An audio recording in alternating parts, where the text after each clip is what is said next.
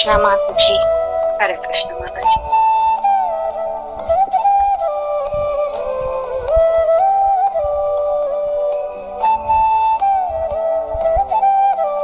जय राधा माधव जय कुंज विराजी, जय राधा माधव जय कुंज विराजी, जय गोपी जनवल्लभ गिरिवरधारी,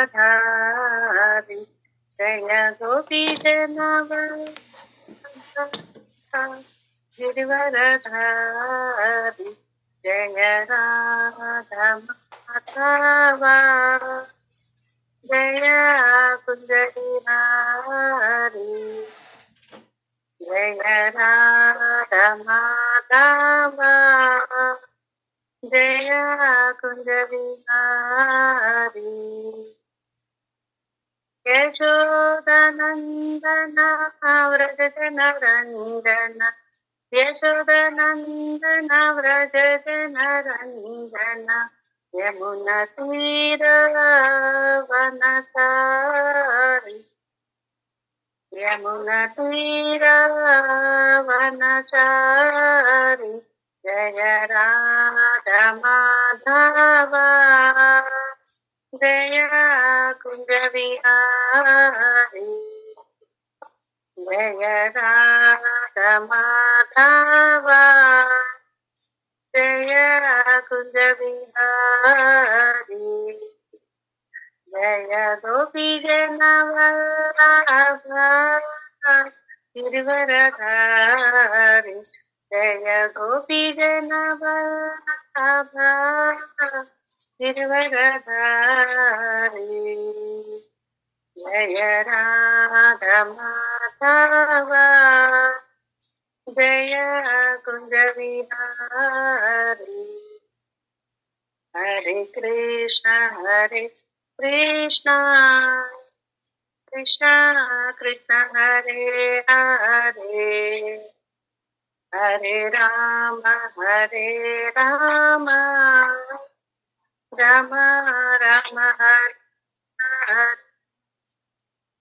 हरे कृष्ण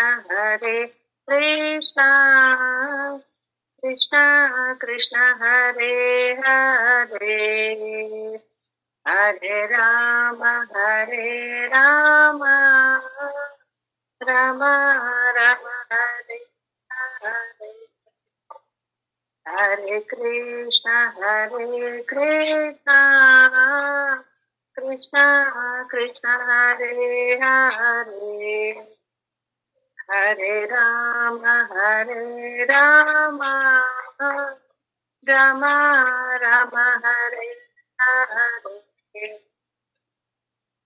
हरे कृष्ण कृष्ण कृष्ण हरे हरे, हरे राम राम राम हरे हरे, हरे कृष्ण कृष्ण कृष्ण हरे हरे, हरे राम राम राम हरे हरे, हरे कृष्ण कृष्ण कृष्ण हरे हरे, हरे राम राम राम हरे हरे, हरे कृष्ण कृष्ण कृष्ण हरे हरे, हरे राम राम हरे हरे, हरे कृष्ण कृष्ण कृष्ण हरे हरे, हरे राम राम हरे हरे, हरे कृष्ण कृष्ण कृष्ण हरे हरे,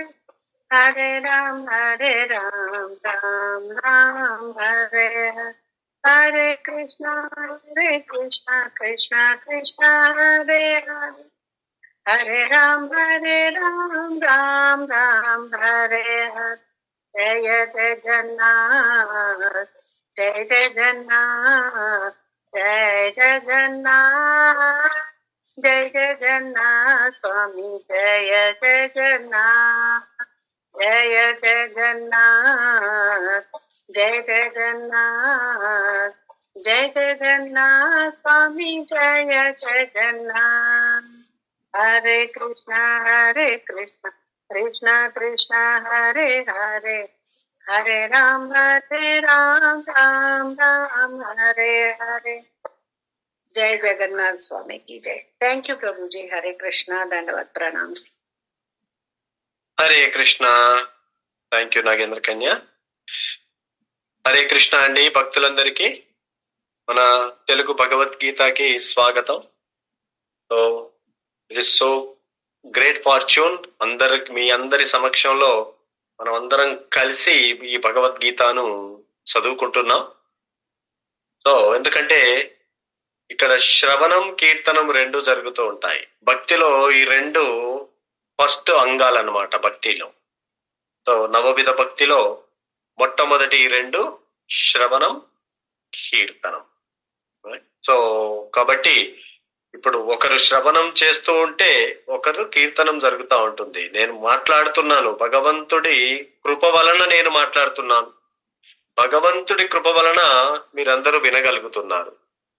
సో కాబట్టి మనం ఈ ఒక గంటని మనము ఈ భగవంతుడి కోసము మనం కేటాయిస్తే మనకి ఎన్ని అద్భుతాలు జరుగుతాయో మనం చూస్తూ ఉంటాం. ఎందుకంటే మనం కంటిన్యూ అవుతా ఉంటే అది మనకు అర్థం అవుతా ఉంటుంది. కాబట్టి ఇది గ్రేట్ ఫార్చ్యూన్ మనందరికీ. అందరం కలిసి ఒక ఫ్యామిలీగా ఏర్పడి ఈ భగవద్గీతను చదువుకోవడం. సో ఈ భగవద్గీత అనేది ఇట్స్ ఫ్యామిలీ. ఇది మనందరికీ కృష్ణ సంబంధమైనటువంటి ఫ్యామిలీ.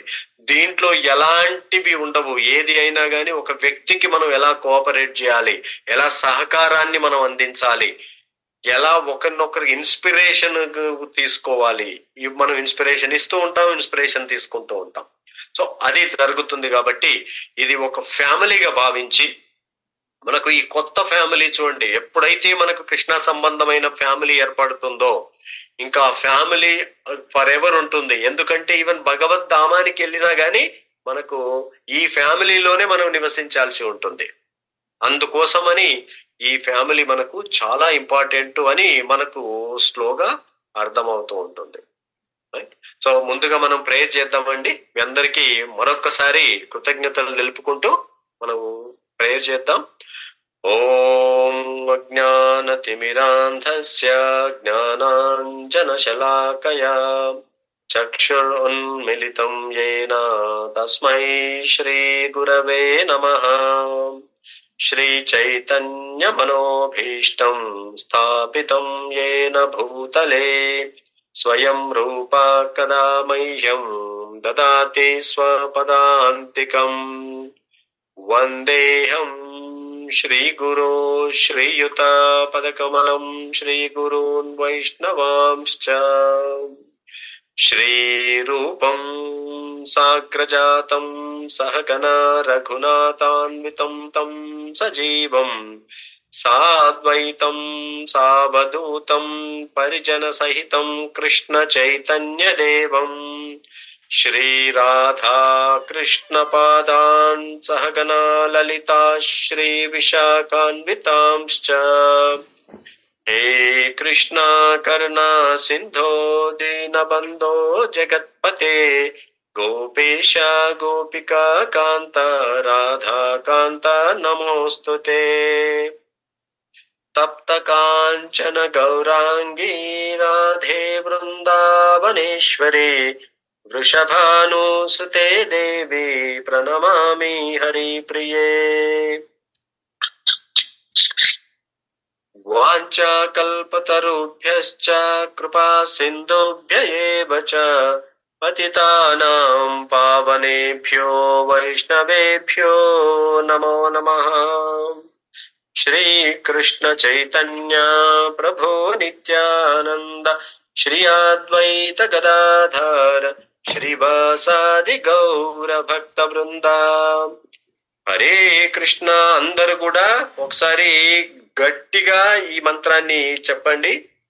హరే కృష్ణ కృష్ణ కృష్ణ హరే హరే, హరే రామ రామ రామ హరే హరే. మళ్ళొకసారి చూద్దాము. హరే కృష్ణ కృష్ణ కృష్ణ హరే హరే, హరే రామ రామ రామ హరే హరే. హరే కృష్ణ కృష్ణ హరే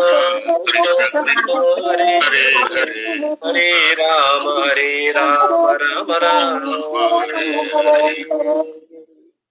హరే కృష్ణ. థ్యాంక్ యూ అండి, థ్యాంక్ యూ అందరికి. So it is a great fortune మనందరికి. సో భగవద్గీతని మనం ఫస్ట్ నుంచి చదవడానికి మనం సంకల్పించుకున్నాం. ఈ భగవద్గీత ఎందుకంటే భగవంతుడి సాక్షాత్తు కృష్ణ భగవానుడు తను ముఖారవిందము నుంచి వచ్చిన ఈ భగవద్గీత ప్రతి చాప్టర్, ఇందులో మనకు 18 చాప్టర్లు ఉంటాయి, అవి మనం తెలుసుకుంటూ ఉంటాం. ఈ 18 చాప్టర్లు, ప్రతి చాప్టరు భగవంతుడి ముఖారవిందం నుంచి వచ్చేసింది. అంటే ఏ ఒక్క చిన్న లెటర్ కూడా ఈ చాప్టర్ లో, ప్రతి చాప్టరు, ప్రతి శ్లోక, ప్రతి లైను, శ్లోకాలో ఒక్క లైను ఆర్ ఒక్క వర్డ్ ఆర్ ఒక్క లెటర్ కూడా ఎంతో శక్తివంతమైనవి అన్నమాట. సో ఈ భగవద్గీతలో ఉన్న 700 శ్లోకాలు ఇవి మామూలు ఆర్డినరీ శ్లోకాలు కావు, మనలో నుండి ఆ శోకాన్ని తొలగించే శ్లోకాలు అన్నమాట. కాబట్టి మనం ఎంత శ్రద్ధతో వినగలుగుతుంది, ఎందుకంటే ఎలాగో మనం ఒక 1 అవర్ దీనికి కేటాయించాము. కాబట్టి ఈ 1 అవర్ వల్ల మనకు నిజానికి కూడా భగవద్గీత మనకు చాలా మందికి, మనకు లాస్ట్ క్లాస్ లో మనం ఇంట్రొడక్షన్ లో చదువుకున్నాం భగవద్గీత ఇది గీతోపనిషత్ అని, రైట్? సో ఎందుకంటే అన్నింటి యొక్క వేదాలు, వేదాంత సూత్రాలు, పురాణాలు, ఇతిహాసాలు, ఉపనిషత్తులు అన్నింటి సారము ఈ భగవద్గీత అన్నమాట. సో ఒక క్రీమ్, ఎస్సెన్స్ ఆఫ్ క్రీమ్ అన్నమాట. దీంట్లో ఇక లేనిదంటూ ఉండదు. బియాండ్ దీనికి భగవద్గీతకు మించి ఏది లేదని మనం తెలుసుకున్నాము. అట్లాగే చాలా మందికి ఒక మిస్కన్సెప్షన్ కూడా ఉంది భగవద్గీత పట్ల, తప్పుగా అవగాహన అలా ఉందన్నమాట. ఏమని, ఇది ఓల్డ్ ఏజ్ వాళ్ళకి మాత్రమే అనేది చాలా మందికి ఉంటుంది. కానీ అది ఓల్డ్ ఏజ్ వాళ్ళకి కాదండి. ఎందుకంటే కృష్ణ అర్జునకు చెప్తున్నప్పుడు వాళ్ళిద్దరు సేమ్ ఏజ్ ఉన్నారు. సో అర్జున చాలా యంగ్ గా ఉన్నాడు. సో కాబట్టి అది ఓల్డ్ ఏజ్ వాళ్ళకి కాదు అని మనకు అర్థమవుతుంది. ఏమండి, ఇది సన్యాసులకు, ముసలి వాళ్ళకి సన్యాసులకు కదా అనిపిస్తూ ఉంటుంది, రైట్? కానీ అర్జున గృహస్థ ఆశ్రమంలో ఉన్నాడు. సో కాబట్టి అది సన్యాసులని కూడా ఏం కాదు. సో కృష్ణ భగవంతుడు చూడండి, భగవంతుడు ఆ పాత్ర చూజ్ చేసుకునే విధానంలో మనకి ఇన్ని రకాలైనటువంటి ఆన్సర్లు ఆటోమేటిక్ గా ఇస్తున్నాడు. ఎప్పుడైతే అర్జునును చూజ్ చేశాడో ఇప్పుడు మనకి ఏమర్థం అవుతుంది, ఓహో ఇది ఓల్డేజ్ వాళ్ళకు కాదు, ఇది సన్యాసులకు కాదు, రైట్?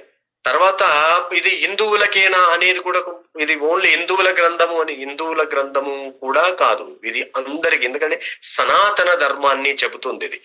ఈ సనాతన ధర్మము, మతాలన్నీ తర్వాత వచ్చినాయి, ముందుగా ఉన్నది మన సనాతన ధర్మం. ఈ సనాతన ధర్మానికి ఇది ఎక్కడ పుట్టింది? ఇది మనకు తూర్పు సైడు మన భారతదేశంలో పుట్టింది. అందుకని ఇది ఎంతో పవిత్రమైనటువంటి ఈ సనాతన ధర్మం. కాబట్టి ఇది ఎప్పుడు మనకు అని తెలిస్తే అదే ఆల్రెడీ లేట్ అయింది అనుకోవడమే. కొంతమంది 5 సంవత్సరాలు ఉన్నా అప్పటికి లేట్ అయిపోయినట్టే చదవడమే. సో ఏజ్ తోటి సంబంధం లేదు. మనకు ఎప్పుడైతే తెలుసుకోవాలనుకుంటున్నామో ఆ రోజు మొదలు పెట్టాల్సిన ఈ శాస్త్రం అన్నమాట. తర్వాత ఈ భగవద్గీత చదవాలంటే కొంత ఎలిజిబిలిటీ కూడా ఉండాలి కదండి.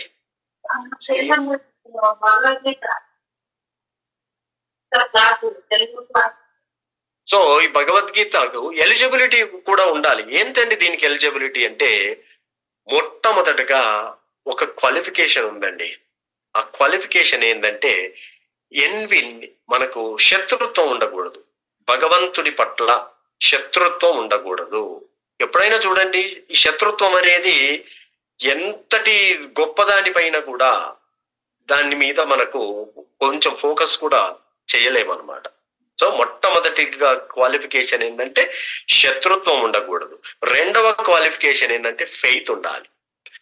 కృష్ణ భగవద్గీతలో చెప్తాడు. ఇది మనం ఎక్కడి నుంచి చెప్తున్నామంటే ఇవన్నీ అంటే భగవద్గీత మనం ముందు వెళ్ళినప్పుడు కృష్ణ చెప్తాడు అన్నమాట, అర్జున నీకు అసూయ లేదు, నువ్వు అనసూయవే, అంటే నీకు అసూయ లేదు అని చెప్తున్నాడు. అసూయ అనేది మనకు ఎప్పుడు కూడా దాని వైపు ఫోకస్ చేయలేదు, దానివల్ల మనం డేంజర్కి వెళ్తూ ఉంటాం అనమాట అసూయ వల్ల. రెండవ క్వాలిఫికేషన్ అండి ఫెయిత్ ఉండాలి, కంప్లీట్ ఫెయిత్. ఎస్, ఈ భగవద్గీత ద్వారా నేను ఈ ఫెయిత్ అనేది మనం చూడండి, ఈవెన్ ఒక మెడిసిన్ వాడుతున్నా గానీ మనకు ఆయుర్వేదలో ద బిగినింగ్ మొట్టమొదటిగా చెప్తారు. ఆయుర్వేదలో ఏంటంటే నీకు ఫెయిత్ ఉంటేనే ఆయుర్వేద మెడిసిన్ తీసుకో, ఫెయిత్ ఉంటేనే మనం జ్యోతిష్ శాస్త్రానికి వెళ్తాం. సో ఈ ఫెయిత్ అనేది ఎప్పుడు చాలా చాలా ఇంపార్టెంట్ అనమాట. ఎప్పుడైతే మనకు కృష్ణ మీద ఫెయిత్ ఉంటుందో మనము ఇమ్మీడియట్ గా ఆ సబ్జెక్టును తెరుచుకుంటాం. ఇది తర్వాత మరి ఎవరి నోట వినాలి? భగవద్గీత మరి ఎక్కడంటే అక్కడ దొరుకుతుంది కదండి, మరి ఎట్లా వినాలి అంటే ఇది భగవంతుడి ద్వారా. అర్జునుడు ఎలా విన్నాడండి? అర్జునుడు శ్రీకృష్ణ భగవానుడి ద్వారా విన్నాడు. మళ్ళీ మనకు క్వశ్చన్ వస్తుంది, మనకు కృష్ణ భగవంతుడు లేదు కదా అని.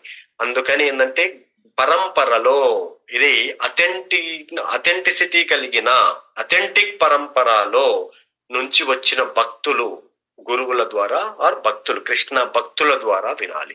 ఎందుకంటే ఎందుకు అలా వినాలి అంటే భగవద్గీత అనేది అది ఒక కల్పవృక్షం లాంటిది. ఏది కావాలని మనం అనుకుంటే భగవద్గీతను ఆశ్రయిస్తే ఆ ఫలితాన్ని భగవద్గీత మనకు అందిస్తుంది. ఇది అండి బ్యూటీ. ఒకరు అడ్మినిస్ట్రేటర్ కావాలని భగవద్గీతను ఆశ్రయిస్తే అడ్మినిస్ట్రేషన్ లో పర్ఫెక్ట్ అడ్మినిస్ట్రేటర్ అవుతారు. ఒకరు రాజకీయవేత్త కావాలని భగవద్గీతను ఆశ్రయిస్తే రాజకీయవేత్త అవుతాడు. ఒకడు బిజినెస్ కావాలనుకుంటే బిజినెస్ అవుతాడు. ఇంకా ఒకరు ఎంటర్ప్రూనర్ కావాలనుకుంటే, ఏది కావాలనుకుంటే, నాకు ధనం కావాలని పోయినా కానీ ఇప్పుడు భగవద్గీతను బోధిస్తూనే కొన్ని కోట్ల కొలది జనాలు ధనాలను కూడా పెట్టిన వాళ్ళు కూడా ఉన్నారు. సో భగవద్గీత భక్తి కావాలని పోలితే భక్తి వస్తుంది. ఇవన్నింటికంటే అత్యంత విలువైనది ఏంటిది అంటే ఒక డైమండ్స్ కంటే కూడా విలువైనది ఈ యొక్క భక్తి అన్నమాట. అందుకని భక్తుడి ద్వారా మనం ఈ భగవద్గీతను ఎప్పుడైతే వింటామో మనలో ఆ భక్తి ఇగ్నైట్ అయిపోతుంది అనమాట.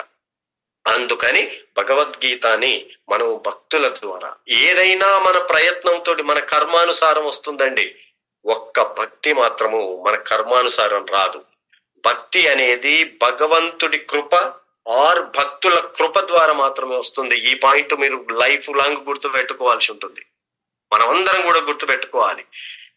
మనకు గృహము మన కర్మానుసారం వస్తుంది, మన భార్య మన కర్మానుసారమే దొరుకుతుంది, మన పిల్లలు కర్మానుసారమే వస్తారు. ఏదైనా ఏ ఆపులెన్సెస్ తీసుకున్నా మన కర్మానుసారమే దొరుకుతుంది. కానీ భక్తి మాత్రము మనకు భగవంతుడి కృప ఆర్ భక్తుల యొక్క కృప, భక్తుల యొక్క అసోసియేషన్. ఈ రోజు చూడండి, మనం 25 మంది మనం ఈ క్లాస్ లో జాయిన్ అయ్యాం. ఇదంతా భక్తుల యొక్క అసోసియేషన్. ఈ భక్తుల అసోసియేషన్ వల్ల మరి మనకు ఎవరికో ఒకరికి క్వశ్చన్ వచ్చింది అనుకోండి, మన 25 మంది మనకు దీంట్లో ఉన్నప్పుడు, మరి భగవద్గీత ఈ గంట టైం నేను ఇస్తున్నాను, భగవద్గీతకి 1 అవర్ టైం ఇస్తున్నా. ఈ 1 అవర్ టైంలో మనకి ఏం దొరుకుతుంది? నాకు లాభం ఏంటండి? ఇది ఒక్కటే. మనకు భగవద్గీతలో కృష్ణ అనే చెప్తాడు, మనకు 2nd చాప్టర్కి వెళ్ళినప్పుడు తెలుస్తుంది అన్నమాట. ఈ 1 అవర్ భగవంతుడి ఈ యొక్క గీతాని వినడానికి మనం కేటాయించినప్పుడు మన యొక్క అకౌంట్ లో శాశ్వతమైన అకౌంట్ ఏర్పడుతుంది. అది స్పిరిచువల్ అకౌంట్. ఈ స్పిరిచువల్ అకౌంట్ అనేది శాశ్వతమైనటువంటిది. ఈ శాశ్వతమైన అకౌంట్ లో ఈ 1 అవర్ ని మనం డిపాజిట్ చేస్తూ ఉన్నాం. చిన్నపిల్లలు మేము చిన్నగా ఉన్నప్పుడు ఒక ఇంత మట్టితో చేసిన చిన్నది ఇచ్చేవాళ్ళు అనమాట, దానికి హోల్ పెట్టి ఎవరైనా డబ్బులు ఇచ్చినప్పుడు అందులో డిపాజిట్ చేసుకునే వాళ్ళం. సో అది 1 డే అది నిండిపోయేది. సో గల్లగురికి అని అలా పేరు పెట్టి ఇచ్చేవాళ్ళు. సో అదే విధంగా ఈ భగవద్గీత మనం ఎప్పుడైతే వినాలని అనుకుంటున్నామో మన అకౌంట్ ఓపెన్ అయిపోయింది కృష్ణ బ్యాంకులో. కృష్ణ బ్యాంకులో అకౌంట్ ఓపెన్ అయింది అంటే మనము ఏదైనా సరే అండి, మా మనుషులు ఎవరైనా మర్చిపోతారు, కానీ కృష్ణ మర్చిపోరు. కృష్ణ మనకి ఏ టైంలోనైనా సరే కృష్ణ గుర్తుకు పెట్టుకొని, అయ్యో నా కూతురు నా బిడ్డ పలానా రోజు 1 hour టైం స్పెండ్ చేసిండు, తను ఎంతో ఉత్సాహంతో ఈ క్లాస్ విన్నది అనేసి అప్పుడు వచ్చి మనల్ని ఆదుకుంటాడు అనమాట. అందుకని మనకు ఈ శాశ్వతమైన అకౌంట్, మనకు పుణ్యం అకౌంట్ ఒకటి ఉంటుంది, పాపం అనే అకౌంట్ ఒకటి ఉంటుంది. ఇవి మనం లాస్ట్ క్లాస్ లో తెలుసుకున్నాం, పుణ్యం అకౌంట్, పాపం అకౌంట్. కానీ ఈ భగవద్గీత వినడం ద్వారా ఆ యొక్క భక్తి అకౌంట్ ను ఓపెన్ చేసి ఈ భక్తి అకౌంట్ లో మనం 1 hour వీక్లీ 1 hour ని మనం డిపాజిట్ చేసుకుంటూ ఉంటాం అన్నమాట. అది ఇంకొకటి అర్థం చేసుకోవాలండి, భగవద్గీత వినాలంటే అంత ఈజీ కాదు. భగవద్గీత 7th chapter లో చెప్తాడు కృష్ణ, ఏషాం త్వంతగతం పాప జనానాం పుణ్యకర్మణ తే ద్వంద్వమోహ నిర్ముక్త భజంతే మాం దృఢవ్రతః. అంటే ఈ జన్మలో గాని ముందు జన్మల్లో గాని ఏదైనా పుణ్యం చేసి ఉంటే వాళ్ళు మాత్రమే ఈ యొక్క భక్తి చెయ్యాలి అనే థాట్ వస్తుంది, లేకపోతే ఇంపాసిబుల్ అనమాట. అది కృష్ణ ఇక్కడ మనకు చెప్తున్నాడు అనమాట. సో మనకు మరి ఏం కావాలి? కొంతమంది అంటాం అసలు నాకేమొద్దండి, మరి ఎందుకు చదవాలి భగవద్గీత అంటే, ఏది ఆశించకపోయినా మనం స్టిల్ భగవద్గీత చదవాలి. ఎందుకు? మనము to set the right example to the society. ఈ సొసైటీకి మనం రైట్ ఎగ్జాంపుల్ సెట్ చేయాలి అంటే దానికోసమైనా సరే భగవద్గీత చదవాలి. సొసైటీ అంటే ఎవరండి అంటే మన పిల్లలకే మనం రోల్ మోడల్. ఎవరో కాదు, మన ఫ్యామిలీలో మనల్ని ఎవరో ఒకరు మనల్ని ఫాలో అవుతూనే ఉంటారు. ఈ ట్విట్టర్, ఇన్స్టాగ్రామ్ వీటిల్లోకి వెళ్తే చూస్తాం మన ఫాలోయింగ్ అనేసి మనల్ని ఫాలో అవుతూ ఉంటారు. అలాగే నిజ జీవితంలో కూడా మనల్ని ఫాలో అవుతూ ఉంటారు. సో అలా ఫాలో అవుతారు కాబట్టి మనము ఈ ధార్మికత జీవితాన్ని తీసుకొని మనము సెట్ చేసుకోవాలన్నమాట. ఇది మనము లాస్ట్ క్లాస్ లో మనము క్లుప్తంగా చదువుకున్న ఈ సమ్మరీ అన్నమాట. ఈ రోజు క్లాస్ కి మనము ఏం చేద్దామంటే, నాగేంద్ర కన్యా, హరే కృష్ణ ప్రభుజీ. మనం ఫస్ట్ భగవద్గీత ఇప్పుడు ఈరోజు మనము ఒక్క నిమిషం అండి, ఇంకొకటి షేర్ చేస్తాను నేను.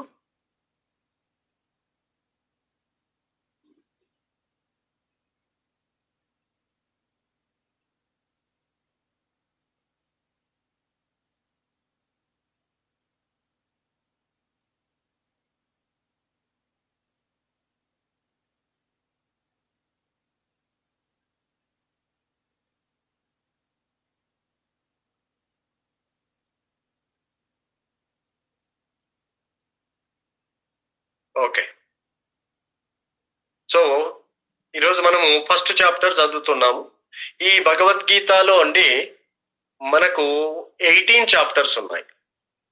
So total 18 chapters and number of shlokas తీసుకుంటే 700 శ్లోకాలు భగవద్గీతలో ఉన్నాయన్నమాట. టోటల్ 700 శ్లోకాస్. ఈ 700 శ్లోకాస్ లో ఇందులో 4 కన్వర్జేషన్ ఉంటుంది. ఇందులో మేజర్ గా 2 మధ్యలో జరుగుతుంది, ఒకతను మనకు నేరేట్ చేస్తా ఉంటాడు. సో అది ఈ యొక్క కృష్ణ అండ్ అర్జునుల మధ్య ఇద్దరి స్నేహితుల మధ్య జరిగే సంభాషణ అన్నమాట. అందులో కృష్ణ 574 శ్లోకాలు భగవద్గీతలో మాట్లాడతాడు. అంటే మొత్తం కృష్ణనే చెప్తూ ఉన్నాడు. అర్జున 84 శ్లోకాల్లో, అంటే కొన్ని ప్రేయర్స్ ద్వారా గాని ఎక్కువ వరకు క్వశ్చన్స్ ద్వారా మనకి కృష్ణ అర్జునుల మధ్యలో ఈ క్వశ్చన్ అండ్ ఆన్సర్ వేలో ఈ యొక్క కన్వర్జేషన్ నడుస్తూ ఉంటుంది. సో 574 కృష్ణ మాట్లాడితే గుర్తుంచుకోండి, ఎప్పటికైనా మనకు ఉపయోగం ఉంటుంది. అర్జున 84 శ్లోకాస్. ఈ సంజయ ఎవరు అంటే ధృతరాష్ట్రుడి యొక్క అసిస్టెంట్. ధృతరాష్ట్రుడు గుడ్డి కాబట్టి సో అతనికి అసిస్ట్ చేస్తా ఉంటాడు అనమాట. సో పర్సనల్ సెక్రటరీ లాగా ఉంటాడు సంజయుడు. సో ఈ సంజయుడు వేదవ్యాసుడికి శిష్యుడు. అయితే ధృతరాష్ట్రుడు పుట్టుకతోటే గుడ్డివాడు కాబట్టి వేదవ్యాసుడు ధృతరాష్ట్రుడికి ఇస్తానంటాడు విజన్, నాకు వద్దు సంజయ్కి ఇవ్వు అంటే, సంజయుడు కూడా శిష్యుడే కాబట్టి ఆ యొక్క దూరదృష్టి, ఆ విజన్ ను సంజయుడికి ఇవ్వడం వలన ఆ ప్యాలెస్ లోని ధృతరాష్ట్రుడి దగ్గర కూర్చొని ఉండి ఈ యొక్క కన్వర్జేషన్ ధృతరాష్ట్రుడి ప్రశ్నతో మొదలవుతుంది భగవద్గీత.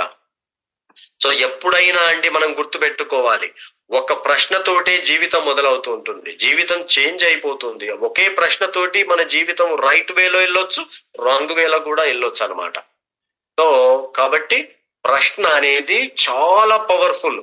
ఈవెన్ జర్నలిజం లో అంటారు కదా, ప్రశ్నించాలి.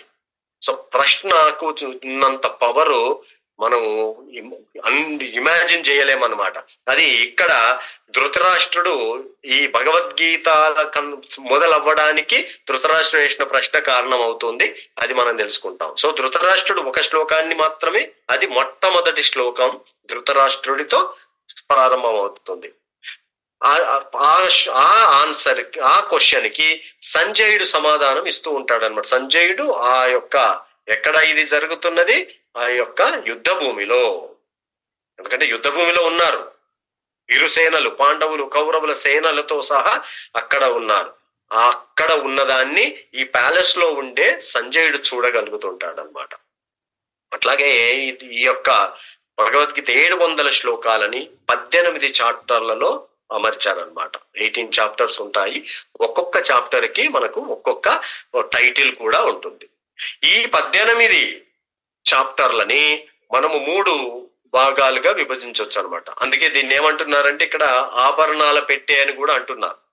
అంటే ఇది ఎందుకంటే చూడండి, ఫస్ట్ 6 చాప్టర్స్ ని మనము కర్మయోగం అంటాం.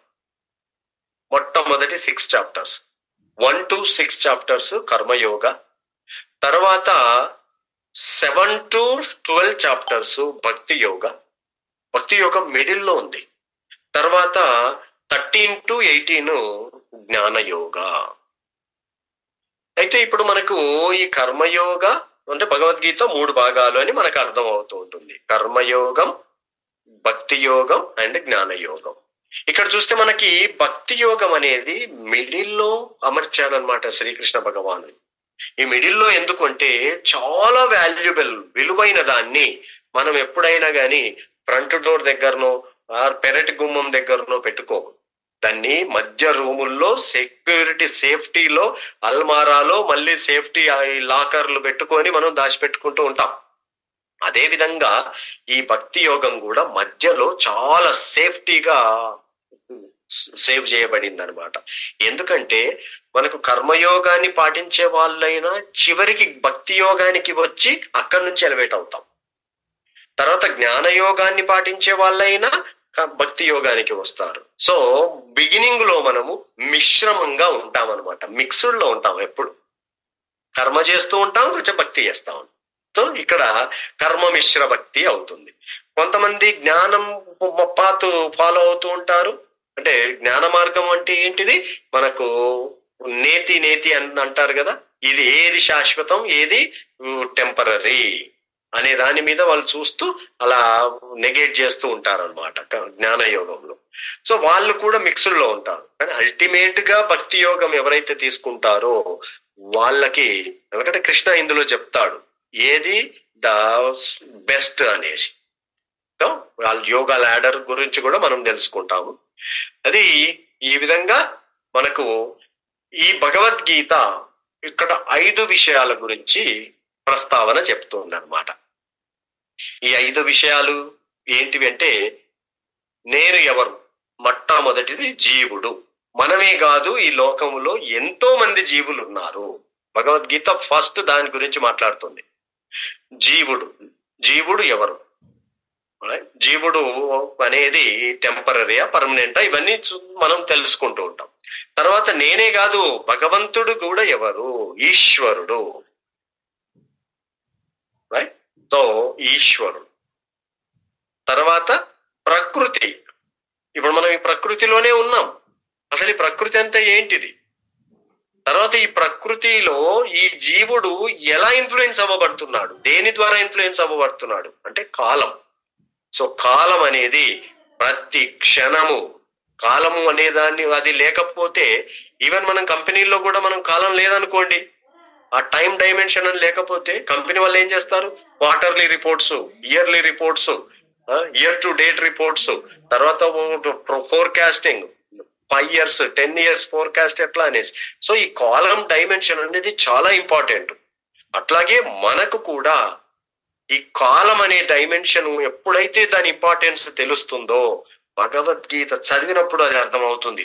ఓ కృష్ణ, కాలం ఇంత వాల్యుబుల్ దా. అప్పుడు 1 minute కూడా మనము వృధా కానివ్వమన్నమాట. అది ఫోర్త్ వన్.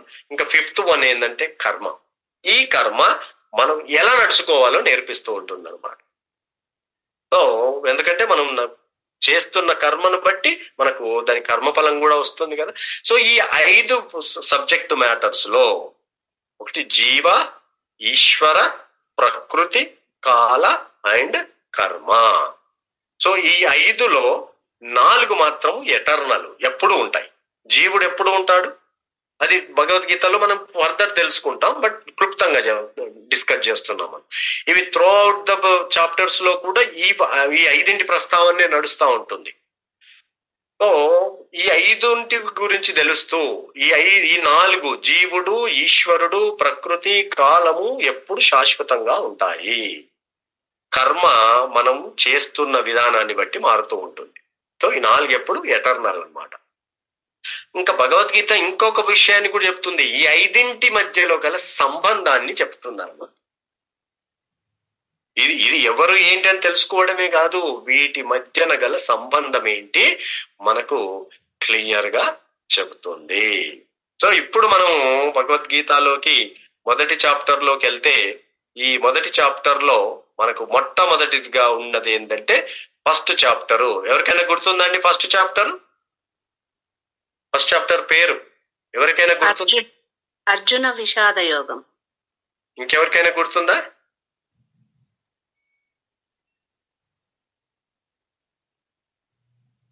మాతాజీ, లక్ష్మీ మాతాజీ చెప్పొచ్చండి. కురుక్షేత్ర రణరంగమున సైనిక పరిశీలనము. సో మొట్టమొదటి మన తెలుగులో ఉన్న పేరు అర్జున విషాద యోగము.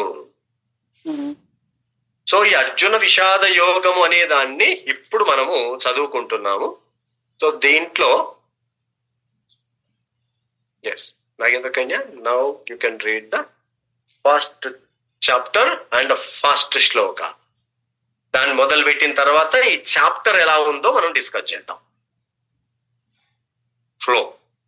హరే కృష్ణ. ధృతరాష్ట్ర ఉవాచ ధర్మక్షేత్రే కురుక్షేత్రే సమవేతాయుయుత్సవః మామకః పాండవాశ్చైవ కిమకుర్వత సంజయ. సంజయ ఉవాచ. ఒకటే శ్లోకం. సో ఇక్కడ భగవద్గీత ఇది మహాభారతంలో ఉన్న ఒక ఎపిసోడ్ కదా. ఇది యుద్ధ పర్వంలో ఉందన్నమాట. ఈ యుద్ధ పర్వంలో ఇరు సేనలు రెడీగా ఉన్నప్పుడు ధృతరాష్ట్రుడు ఈ ప్రశ్న సంజయుడితోటి చెప్తున్నాడు. తన పర్సనల్ అసిస్టెంట్ అయినటువంటి సంజయుడితోటి అడుగుతున్నాడు అనమాట. ఏమని? ఓ సంజయ, ధర్మక్షేత్రమైన కురుక్షేత్రములు నందు నా తనయులు మరియు పాండురాజు తనయులు యుద్ధము చేయగోరు వారై సమకూడిన పిమ్మట ఏమి చేసిరి? ఏమండి, ఇప్పుడు ఒక వ్యక్తి యొక్క వ్యక్తిత్వం, ఆయన యొక్క పర్సనాలిటీ, యాటిట్యూడ్ ఎలా తెలుస్తుంది అంటే ఆ వ్యక్తి మాట్లాడే మాటలను బట్టి వాళ్ళు ఎంబడే చెప్పేయగలుగుతారు. చాలా వరకు మనకు సైకాలజిస్టులు గిన వాళ్ళు మనం మాట్లాడే మాటలను బట్టే మన వ్యక్తిత్వాన్ని వాళ్ళు అనలైజ్ చేస్తారనమాట. ఇక్కడ మనము ఈ ధృతరాష్ట్రుడి యొక్క ఈ వ్యక్తిత్వాన్ని మనము అర్థం చేసుకోవడానికి ప్రయత్నించాలి. ఇక్కడ ఇది చాలా డీపర్ గా ఉంటుంది. ఎందుకంటే ఇప్పుడు మూవీకి వెళ్దాము అని వెళ్ళినప్పుడు వాళ్ళు మూవీ చూద్దామని పోయి ఏం చేస్తున్నారు అంటే ఏం చేస్తారు? మూవీ చూస్తారు. ఇది ధృతరాష్ట్రుడికి తెలియక కాదు, కానీ దీంట్లో చాలా డీపర్ మీనింగ్ ఉంటుందన్నమాట. అందుకే భగవద్గీత మన యొక్క విజన్ ని బ్రాడర్ గా చేస్తూ ఉంటుంది, మనం ఫోకస్ చేసేటట్టుగా చేస్తుందన్నమాట. ఇది చదువుకుంటూ పోతే ఏముంది? ధర్మక్షేత్రే కురుక్షేత్రే సమవేతాయుత్సవ మామకా పాండవాశ్చైవ కిమకరువత సంజయ. ఓకే, వాళ్ళు ఏం చేస్తున్నారు ఇద్దరు అని. కానీ ఇక్కడ ఏం మాట్లాడుతున్నాడో మనము అర్థం చేసుకుంటే అప్పుడు మనకు ఏమర్థం అవుతుంది అంటే, ఈ ధృతరాష్ట్రుడి యొక్క మెంటాలిటీ అంటే ఈ భౌతిక ప్రపంచంలో ధృతరాష్ట్రుడి యొక్క ఈ పర్సనాలిటీ ఎలా ఉంటుంది అంటే, భౌతిక ప్రపంచంలో ఉన్న వ్యక్తికి క్లోజ్ గా ఉంటుంది, సిమిలర్ గా ఉంటుంది. ఇక్కడ ఏమంటున్నాడు? కురుక్షేత్రమునందు ధర్మక్షేత్రమైనటువంటి, అది ఈ కురుక్షేత్రం అనేది మామూలు క్షేత్రం కాదు, అది ఎలాంటి క్షేత్రం అంటే ధర్మక్షేత్రం. ఇక్కడ గొప్ప గొప్ప సాధువులు దేవతలే వచ్చి అక్కడ యజ్ఞయాగాదులు చేస్తూ ఉంటారు, అందుకని అది ధర్మక్షేత్రము. ఎప్పుడైనా చూడండి, ధర్మక్షేత్రం అని అనగానే ఈ యొక్క అధర్మం సైడు ధార్మికత లేని వాళ్లకు భయం మొదలవుతుంది. ఇక్కడ ధృతరాష్ట్రుడి స్థితిగతులు కూడా అలానే ఉన్నాయన్నమాట. ఈ ధర్మక్షేత్రమునందు అనగానే ఈ ధర్మక్షేత్రంలో ఎలాంటి యుద్ధం జరుగుతుంది? ధర్మపరమైనటువంటి యుద్ధం జరుగుతుంది. ఎందుకు ధర్మపరమైన యుద్ధం అండి? ఇది కృష్ణ భగవంతుడు అక్కడ ఉన్నాడు కాబట్టి. మళ్ళీ ఇంకొకటి ఏం చెప్తున్నాడు, దీన్ని అనలైజ్ చేద్దాం. ఏది ధర్మక్షేత్రం అనే దాన్ని. ఇంకొకటి ఏమంటున్నాడు, నా తనయులు మరియు పాండురాజు తనయులు. ఇక్కడ అన్నదమ్ము తన సోదరుడి పిల్లలైనటువంటి వాళ్ళని సపరేట్ చేసి మాట్లాడుతున్నారు. అంటే వీళ్ళు నా ఫ్యామిలీ కాదు అని ఇక్కడ ధృతరాష్ట్రుడు క్లియర్ గా చెప్పుతున్నాడు అన్నమాట. సో వాళ్ళిద్దరు యుద్ధం చేయవు. మళ్ళా ఆయనకు ఒక రకమైనటువంటి ఆ ఉత్సాహం ఉంది తెలుసుకోవాలని, ఏం జరుగుతుంది, ఇంకా ఏం మెసేజ్ రావట్లేదు అంటే. ధృతరాష్ట్రుడు బై బర్త్ బ్లైండ్ కదా, పుట్టుకతోనే గుడ్డివాడు, అంటే భౌతికంగా గుడ్డివాడు. అలాగే ఈ ధార్మికంగా ఆధ్యాత్మికమైనటువంటి గుడ్డివాడు కూడా. ఎందుకంటే ధృతరాష్ట్రుడికి మమకారం చాలా ఎక్కువగా ఉంటుంది. ఇంకా ధృతరాష్ట్రుని పర్సనాలిటీని మనం ఈ శ్లోకాన్ని బేస్ చేసుకొని మనం డీపర్కి వెళ్తే, ఆయనకి ఏంది, యుద్ధములో నా కొడుకుని గెలవాలి అని ఉంది, రైట్? ఆయన కోరిక, ఆశతో ఉన్నాడు, నా పిల్లలు గెలవాలి అనే ఆశతో ఉన్నాడు. మరి సేమ్ టైము ఆయన ఒక భయం కూడా ఉంది, ఎందుకంటే నా పిల్లలు గెలవరు అని, రైట్? ఎందుకంటే ఇక్కడ సంశయాత్మకంగా ఉన్నాడు, భయపూరితంగా ఉన్నాడు, తర్వాత పక్షపాతంగా ఉన్నాడు, మమకారం, టోటల్ సెల్ఫిష్నెస్ తోటి కూడా ఉన్నాడు. ఎందుకంటే నా పిల్లలే గెలవాలి. యూజువల్ గా ఏం చేస్తామండి మనం, అరే నా సొంత తమ్ముడి పిల్లలు అంటే రాజ్యంలో వాళ్ళకు కూడా భాగం ఉంటుంది, అది ఆబ్వియస్ కదా. మనం తల్లిదండ్రులు మనకు ఇద్దరు కొడుకులు ఉంటే పంచిచ్చేటప్పుడు ఇద్దరికి సమానంగానే పంచిస్తారు. సో అక్కడ ఏం గొడవలు ఉండవు. కానీ ఒకరు ఇలాంటి ధృతరాష్ట్రుని మనోస్థితి ఉందనుకోండి, అప్పుడు మనకు కష్టాల్లో వస్తాయన్నమాట. సో ఆయన ఉన్నదేంది, నా కొడుకులు గెలవాలి అని ఆశతో ఉన్నాడు, హోప్తో ఉన్నాడు, కానీ ఆ కోరికతో ఉన్నాడు. సేమ్ టైం డౌట్ఫుల్ గా ఉన్నాడు, ఎందుకంటే కృష్ణుడు అక్కడ ఉన్నాడు కాబట్టి అది విజయం అనేది సంశయాత్మకమే. తర్వాత భయం కూడా ఉంది. ఈయన భయం ఏంటో తెలుసా అండి? ఈయన భయము, నా పిల్లలు ఈ యుద్ధంలో ఎక్కడైనా కాంప్రమైజ్ అవుతారో. ఎందుకు?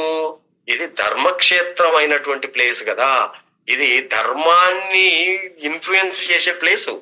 అలాంటి టైములో నా పిల్లల మనసు ఏమైనా మారి వాళ్ళు కాంప్రమైజ్ అయ్యి ఓకే నీకు సగం ఇచ్చేస్తామని ఇంటికి వస్తారేమోనని భయంతో ఉన్నాడు అనమాట. తర్వాత నా పిల్లలకే రావాలని పక్షపాతాన్ని కూడా చూపిస్తున్నాడు. అదే చూడండి, మనకు మాద్రి, అటు పాండవుల సైడు మాద్రి చనిపోయినప్పుడు పాండురాజుతో పాటు సతీ సహగమనం చేసినప్పుడు ఈ మాద్రి యొక్క ఇద్దరు పిల్లలు నకుల సహదేవులని కుంతీదేవి తన పిల్లలుగా పెంచుతూ ఉంటుంది, ఏ మాత్రము డిఫరెన్స్ లేకుండా. అదే ఇక్కడ ధృతరాష్ట్రుడు తన సోదరుడు పాండురాజు పిల్లలని నా పిల్లలు మరియు పాండురాజు పిల్లలు అని సపరేట్ చేస్తున్నాడు అనమాట. సో ఇంకా ఆయనకు హోప్ ఏముంది? ఈ ధర్మక్షేత్రములో పాండవుల మనసు మారితే బాగుండు అని కోరుకుంటున్నాడు అనమాట. వాళ్ళు మనసు మారి మేము యుద్ధం చెయ్యము, ఈ యుద్ధాన్ని కౌరవులకు అప్పగిచ్చేసి మేము అడవుల్లోకి వెళ్ళి బతుకుతాము అని అంటే బాగుండు అని ఆ అన్ని మిక్స్డ్ ఫీలింగ్స్ ని లోపల పెట్టుకొని ఆ ప్రశ్న వేశాడనమాట. అంటే ఒక వ్యక్తి మాట్లాడే మాటలో మనకు భగవద్గీత ఇంత డెప్త్ నాలెడ్జ్ లో ఇలా చూడమని చెప్తూ ఉంటుంది. సో ఇది మనకు ధృతరాష్ట్రుని మనోస్థితి. ఎందుకంటే ధృతరాష్ట్రుడు కంప్లీట్ గా మమకారంతో కూడా ఉన్నాడు అనమాట. సో అది అందుకని ఏంటంటే ఎప్పుడైతే ఈ మన సంశయాత్మకమైనటువంటి బుద్ధి ఏమవుతుంది, మన కార్యాల పట్ల ఈ యొక్క స్థల ప్రభావం ఉంటుంది అని చెప్తుంది. ఎందుకంటే ధర్మక్షేత్రం మెన్షన్ చేశాడు, ఆ వర్డ్లోనే తెలుస్తుంది. ఎందుకంటే దాని ధర్మ స్థల ప్రభావము ఉంటుంది అని ఇక్కడ చెప్తున్నాడు అనమాట. ఇది ధృతరాష్ట్రుడి యొక్క బుద్ధిని చూపిస్తుంది మనకి. సో ఆయన తన పుత్రుల పట్ల పక్షపాతి దృష్టితోటి ఉన్నాడు. నెక్స్ట్ శ్లోకాన్ని సెకండ్ అండ్ థర్డ్. సంజయ ఉవాచ దృష్ట్వా తు పాండవానీకం వ్యూఢం దుర్యోధనస్తదా ఆచార్యముపసంగమ్య రాజా వచనమబ్రవీత్ పశ్యైతాం పాండుపుత్రాణాం ఆచార్యమహతీం చ మోం వ్యూఢాం ద్రుపదపుత్రేణ తవ శిష్యేన ధీమతా. ఇక్కడ చూడండి, ఇక్కడ దుర్యోధనుడి యొక్క చతురత కనిపిస్తుంది అన్నమాట. దుర్యోధనుడు ఏం చేస్తున్నాడండి ఇక్కడ ఏం చెప్తున్నాడంటే, ఓ రాజా, సంజయుడు చెప్తున్నాడు. ఎందుకంటే ధృతరాష్ట్రుడు ప్రశ్న వేశాడు, ఇప్పుడు సంజయుడు సమాధానం ఇస్తున్నాడు. ఓ రాజా, పాండు తనయులచే వ్యూహముగా ఏర్పాటు చేయబడిన సైన్యమును గాంచిన పిమ్మట దుర్యోధనుడు తన గురువు చెంతకు చేరి ఈ క్రింది విధముగా పలికెను.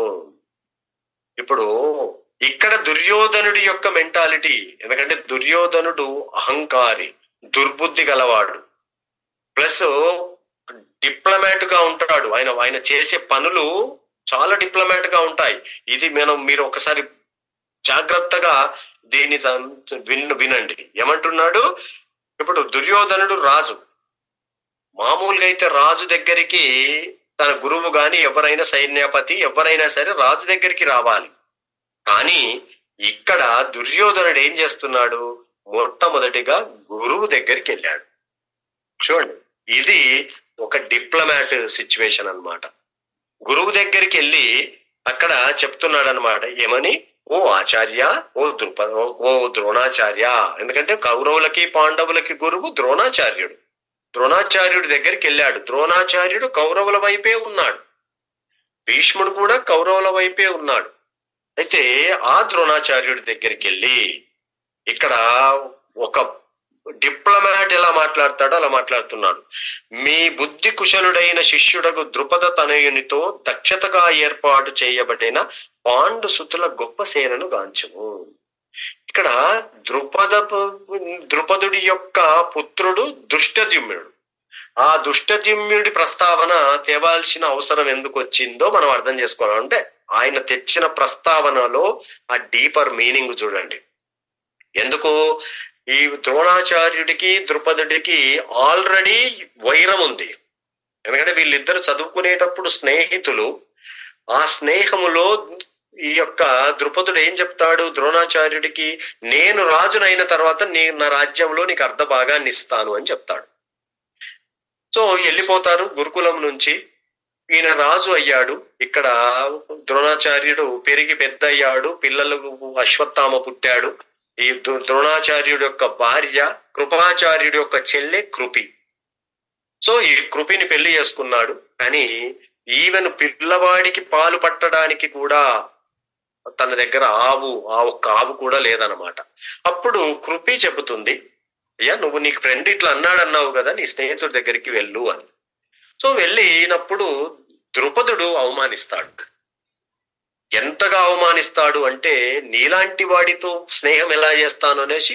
అంటే చూడండి, ఎంతటి గొప్ప పర్సనాలిటీ అయినా ఎప్పుడైతే అవమానం ఏర్పడిందో ఆ అవమానాన్ని ఆయన మర్చిపోలేకపోయిండు. దానికి ప్రతీకారంతో రగిలిపోయిండు అనమాట ఈ యొక్క ద్రోణాచార్యుడు. రగిలిపోయి వస్తూ ఆ దారిలో ఈ కౌరవులు పాండవులు ఆడుకుంటూ ఉంటే వాళ్ళ బాలు బావిలో పడితే తీసేయడం వల్ల వాళ్ళు ఈయనను హస్తినాపురం తీసుకెళ్లి భీష్ముడికి పరిచయం చేస్తారు. ఇలా ఇంత గొప్పగా మాకు హెల్ప్ చేశాడు అని. అప్పటి నుంచి ఆయన వాళ్ళకు గురువు అయిపోయి వాళ్లకు విలువిద్యలన్నీ నేర్పాడు. తర్వాత అందరు విలువిద్య అయిపోయిన తర్వాత కౌరవులని పాండవులను పిలిచి నాకు గురుదక్షిణ ఇవ్వండి అని అడుగుతాడు. కౌరవులు ఉత్సాహంతో ఎవరు దుర్యోధనుడు వస్తాడనమాట. ఏం కావాలి ఆచార్యం, మేము తెస్తామని. నాకు ద్రుపదుని బందీగా ఇవ్వండి అని చెప్తాడు. సో కౌరవులు అందరూ కూడా వెళ్తారు, కానీ కౌరవులు ఓడిపోయి వస్తారు. చివరికి అర్జునుడు వెళ్తాడు అనమాట. అర్జునుడు వెళ్ళి ద్రుపదుని ఓడించి తీసుకొచ్చి ఇచ్చినప్పుడు మళ్ళీ ద్రుపదునికి ప్రాణభిక్ష పెడతాడు. బందీ అయిపోయాడు అంటే రాజ్యం అంతా ఇప్పుడు ద్రోణాచార్యుడిది అయింది. కానీ ద్రోణాచార్యుడు ఏమంటాడంటే, నేను నా సగభాగాన్ని తీసుకుంటున్నాను, మిగతా సగాన్ని నేనే నీకు గిఫ్ట్ గా ఇస్తున్నా, నువ్వు బతుకుపో అని చెప్తాడు. ద్రోణాచార్యుడు పగను మర్చిపోలేదు. మళ్ళీ ఇక్కడ ద్రుపదుడు కూడా పగను మర్చిపోడు. ఆ పగతో రగిలిపోయి ద్రోణాచార్యుని చంపే కుమారుని గంటాను అనేసి ఒక యజ్ఞం చేసి ఆ యజ్ఞములోంచి పుట్టిన వాడే దృష్టద్యుమ్నుడు. ఆ యజ్ఞంలోంచే ద్రౌపది కూడా పుడుతుంది. సో ఈ దృష్టద్యుమ్నుడు మళ్ళీ ఎక్కడికి వస్తాడు? మళ్ళీ ద్రోణాచార్యుడి దగ్గరికే వస్తాడు, ఏది విలువిద్య నేర్పమని. కానీ ద్రోణాచార్యుడు, ఎందుకంటే అప్పుడు ఉన్న గౌరవం చూడండి, శత్రువు తనను చంపడానికే పుట్టిన వాడికి కూడా ఆ శిష్యరికాన్ని యాక్సెప్ట్ చేస్తాడనమాట. ఎందుకంటే అప్పుడు ఆ విలువలు ఉండేవి. సో ఆ శిష్యుణ్ణి తీర్చిదిద్దాడు. అంటే ఇక్కడ దుర్యోధనుడి ప్రస్తావన ఎందుకు తెస్తున్నాడు అంటే, నిన్ను చంపడానికి పుట్టిన వాడిని నువ్వు ట్రైన్ చేసి ఈ రోజు మళ్ళీ నిన్ను చంపడానికి నీ ఆపోజిషన్ పార్టీలో ఉన్నాడు అని ఈ యొక్క ద్రోణాచార్యుడిలో ఆ పగను, ఆ యొక్క శత్రుత్వాన్ని ఇప్పుడు గుర్తుకు తెస్తున్నాడు అనమాట. ఆ శత్రుత్వం ఎప్పుడైతే వచ్చిందో అప్పుడు ద్రోణాచార్యుడు మనస్ఫూర్తిగా యుద్ధం చేయగలడు అని ఈ యొక్క దుర్యోధనుడి యొక్క ఆశ అన్నమాట. కానీ లోపల మాత్రము భయంగానే ఉన్నాడు. ఎందుకంటే లోపల ఇంటర్నల్ గా భయంతో ఉన్నాడు, బయటికి మాత్రము ఈ యొక్క చతురత ప్రదర్శిస్తున్నాడు అనమాట. సో ఆ విధంగా వెళ్ళి గురువు దగ్గరికి, రాజుగా వెళ్ళకూడదు కానీ గురువు దగ్గరికి వెళ్ళాడు. అంటే ఒక రాజకీయ నేత ఎట్లా ఉంటాడు, ఈ రోజు తనకు అవసరం వచ్చేస్తే వాళ్ళ దగ్గరికి వెళ్ళి కాళ్ళు పట్టుకుంటాడు, అవసరం తీరిపోతే ఎంబడే వాళ్ళను ఏదైనా చేయడానికి సిద్ధం అవుతారు. సో ఆ కైండ్ ఆఫ్ మెంటాలిటీ అన్నమాట. సో ఈయన ఆ విధంగా ఉంటాడనమాట. అహంకారం. ధృతరాష్ట్రుడేమో మమకారంలో ఉన్నాడు, ఈయననేమో అహంకారంలో ఉన్నాడు. భయాన్ని మళ్ళీ బయటికి కనపడనివ్వకుండా అది చెప్తున్నాడు అనమాట. Next 4th.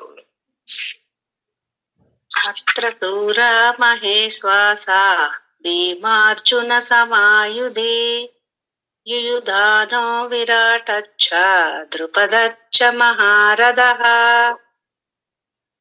చాట్ బాక్స్ ఒకసారి చదువు. శ్లోక అండ్ అది సేమ్ వస్తుందా స్క్రీన్ షాట్ అన్నది ఒకసారి క్వశ్చన్ ప్రభుజీ. ఒక్క నిమిషం. ఓకే, శ్లోక మిస్ అయిందా? ఒక్క నిమిషం అండి, సారీ. యా, ఇవి డిఫరెంట్ ఉన్నాయి కదా. Yeah, so right.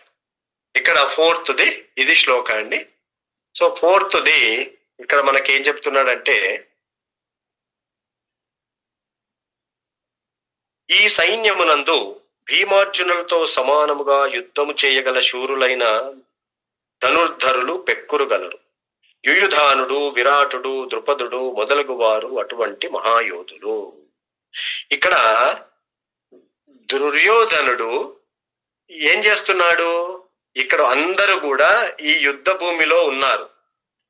మొట్టమొదటిగా ఏం చేస్తారంటే అండి, వీళ్ళు ఒకరి యొక్క బలాలని బలహీనతలని పరిశీలన చేస్తూ ఉన్నారు. ఇప్పుడు అందరూ ఉన్నారు. దుర్యోధనుడు పరిశీలన చేస్తున్నాడు, కౌరవుల సైన్యాన్ని పాండవుల సైన్యాన్ని బేరీ చేస్తున్నాడు. అర్జునుడు కూడా తన వేలో ఈ యొక్క పరిశీలన అంటే అనాలిసిస్ జరుగుతుందన్నమాట. ఈవెన్ మనం డే టు డే లైఫ్ లో కూడా మనం వర్క్ లో కానీ ఇదంతా మనం అనాలిసిస్ చేస్తూ ఉంటాం ముందుగా. సో అట్లా కృష్ణుడు ఒక అనాలిసిస్ తో ఉన్నాడు, ఒక విజన్ తో చూస్తున్నాడు యుద్ధాన్ని. అర్జునుడు ఒక రకంగా చూస్తున్నాడు, భీష్ముడు ఒక రకంగా చూస్తున్నాడు, దుర్యోధనుడు ఒక రకంగా అనాలిసిస్ చేస్తూ ఉన్నాడు, తర్వాత ద్రోణుడు ఒక రకంగా. ఇట్లా ఎవరికి వేలో వాళ్ళు అనాలిసిస్ జరుగుతూ ఉంది. ఈ అనాలిసిస్ లో మొట్టమొదటిగా దుర్యోధనుడు ఈ యొక్క బలాలను ఎంచుతున్నాడు అన్నమాట. పాండవుల వైపు ఎవరెవరున్నారు ముందుగా అవతలి పార్టీని చూసుకుంటే ఆ బలాలు తెలిస్తేనే కదా తను ఎలా ప్లాన్ వేయాలి అనేది, దానికోసము ఇక్కడ ఆయన ఇది చేస్తున్నాడు అనమాట.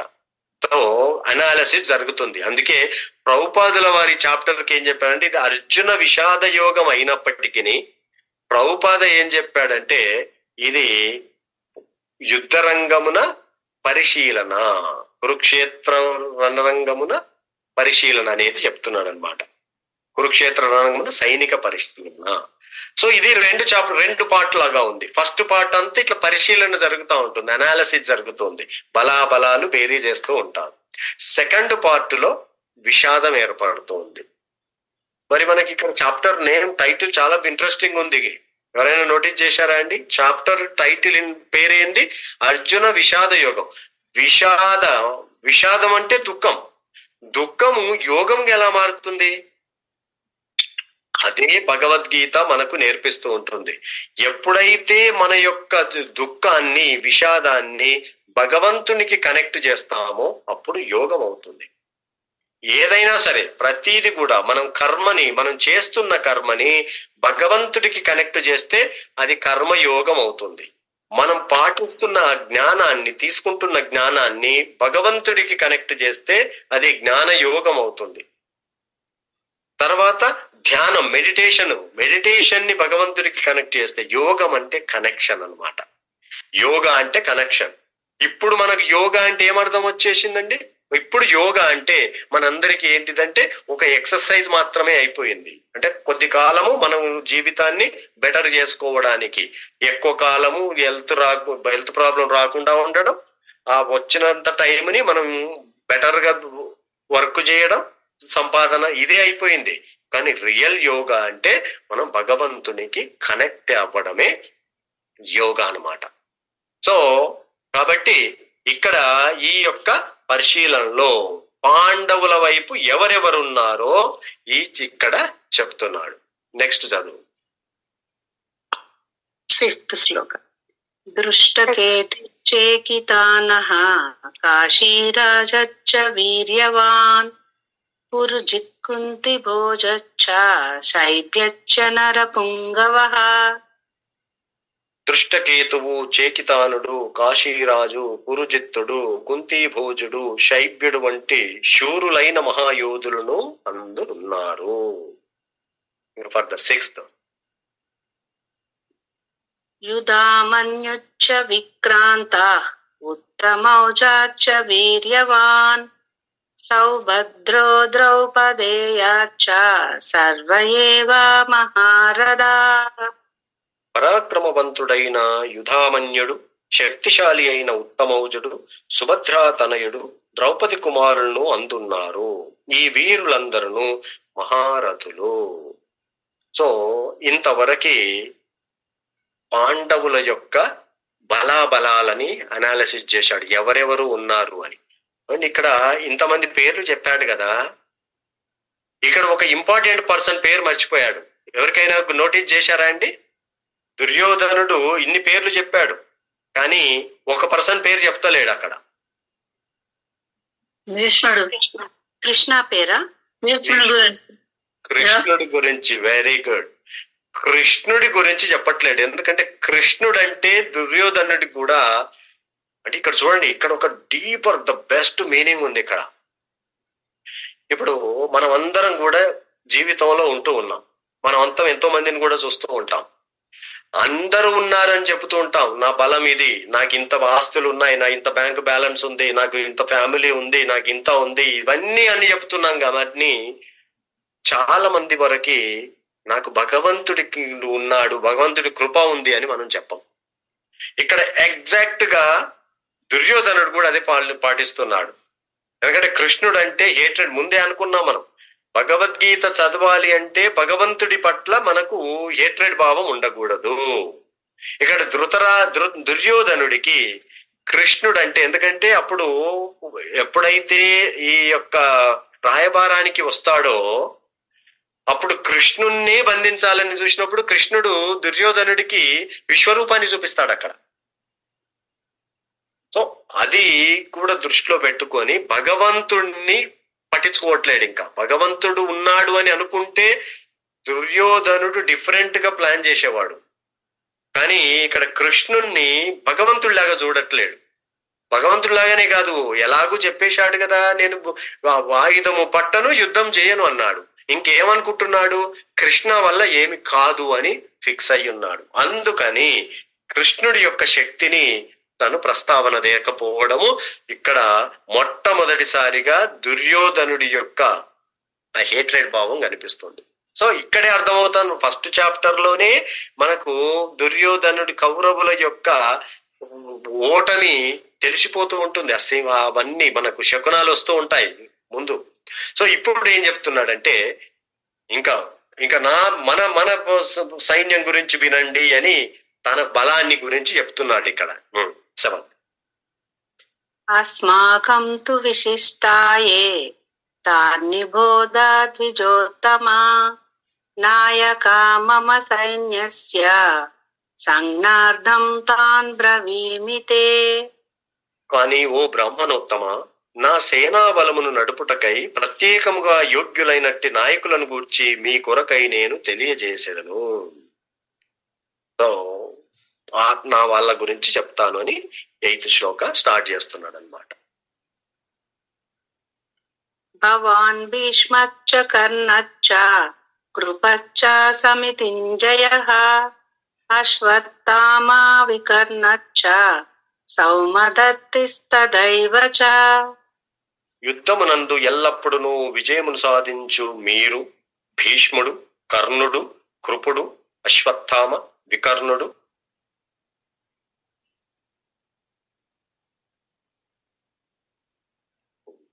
ఇప్పుడు యాక్చువల్ గా యుద్ధం అంతా చేస్తున్నది,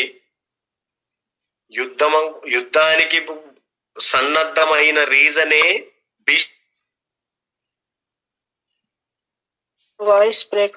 భీష్మదేవుడి యొక్క బలము, కర్ణుడి యొక్క స్నేహం, ఈ రెండు, ఈ ఇద్దరు పర్సన్స్ ను తీసుకొని దుర్యోధనుడు యుద్ధం వరకు వచ్చేసిండు. ఇక్కడ ఏం చెప్తున్నాడు, ముందు మీరు ఉన్నారనే చెప్తున్నాడు అనమాట. అంటే ఎవరి దగ్గరికి వెళ్తే వాళ్ళని ముందు పెడుతుంటాం కదా. సో ఇది ఈ డిప్లొమాట్స్ యొక్క స్ట్రాటజీ అన్నమాట. ఇక్కడ ఆయన యొక్క చతురత ప్రదర్శిస్తున్నాడు లోపల భయంతో. వీళ్ళ యొక్క అందరి ఉన్నారు అని చెప్తున్నాడు. 9.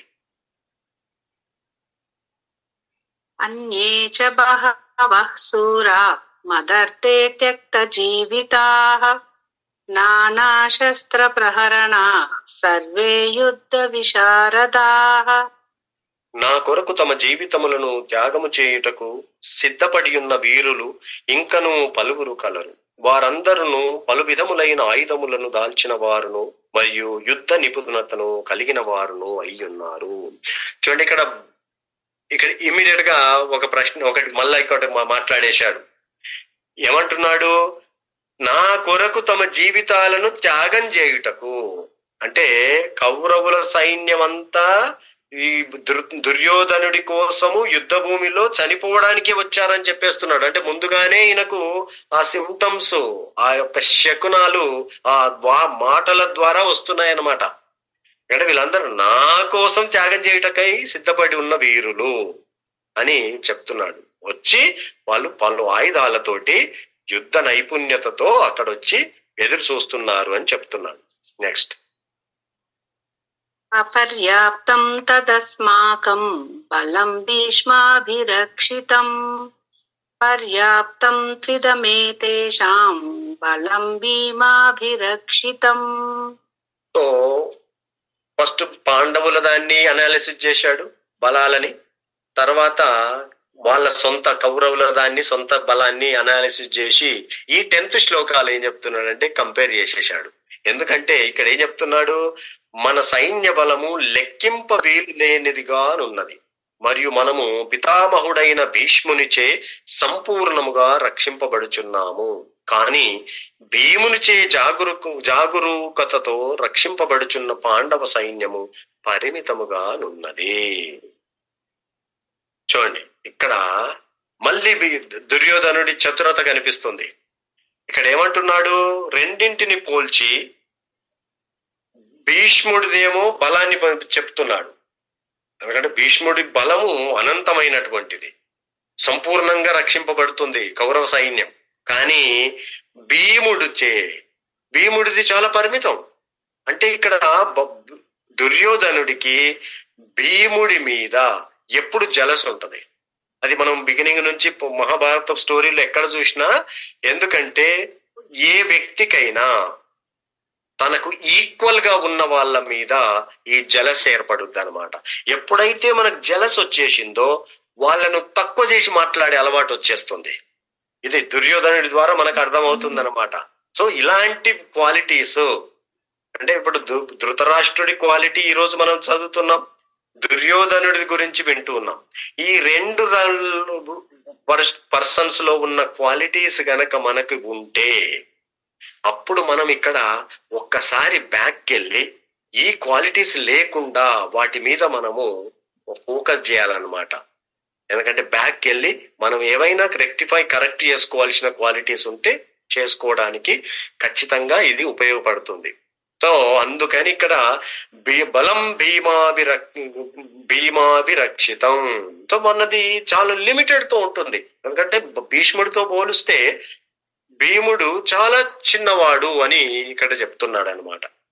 సో ఆయనలో ఉన్న జలస్ ని అక్కడ చూపిస్తున్నాడు. 11. చంద్రవంశ్ ప్రభు 10 శ్లోకాస్ ఆయన will stop here and will take question and answer. ఇంకొకటి, ఓకే. అయనేషు చ సర్వేషు యదా భాగమవస్థితాః భీష్మమేవాభిరక్షन्तు భవంతః సర్వ ఏవ హి. సేనా వ్యూహ ద్వారమునందలి ముఖ్య స్థానములలో నిలిచియుండి మీరు పితామహుడైన భీష్మదేవునకు సంపూర్ణ రక్షణమును కూర్చవలసి ఉన్నది. ఇక్కడ మళ్ళీ దుర్యోధనుడి మెంటాలిటీ బయటకు వచ్చేసింది. ఏమంటున్నాడు, ఇప్పుడు మన సైన్యము భీష్ముడిచే రక్షించబడుతుంది. భీష్ముడిచే రక్షించబడుతుంది అంటే ఇక్కడ మాట్లాడుతున్నది ఎవరు? ద్రోణుడు ఎక్కడ నన్ను తక్కువ చేస్తున్నాడని అనుకుంటాడో అని ఈ శ్లోక చెప్పేశాడు. ఏమని?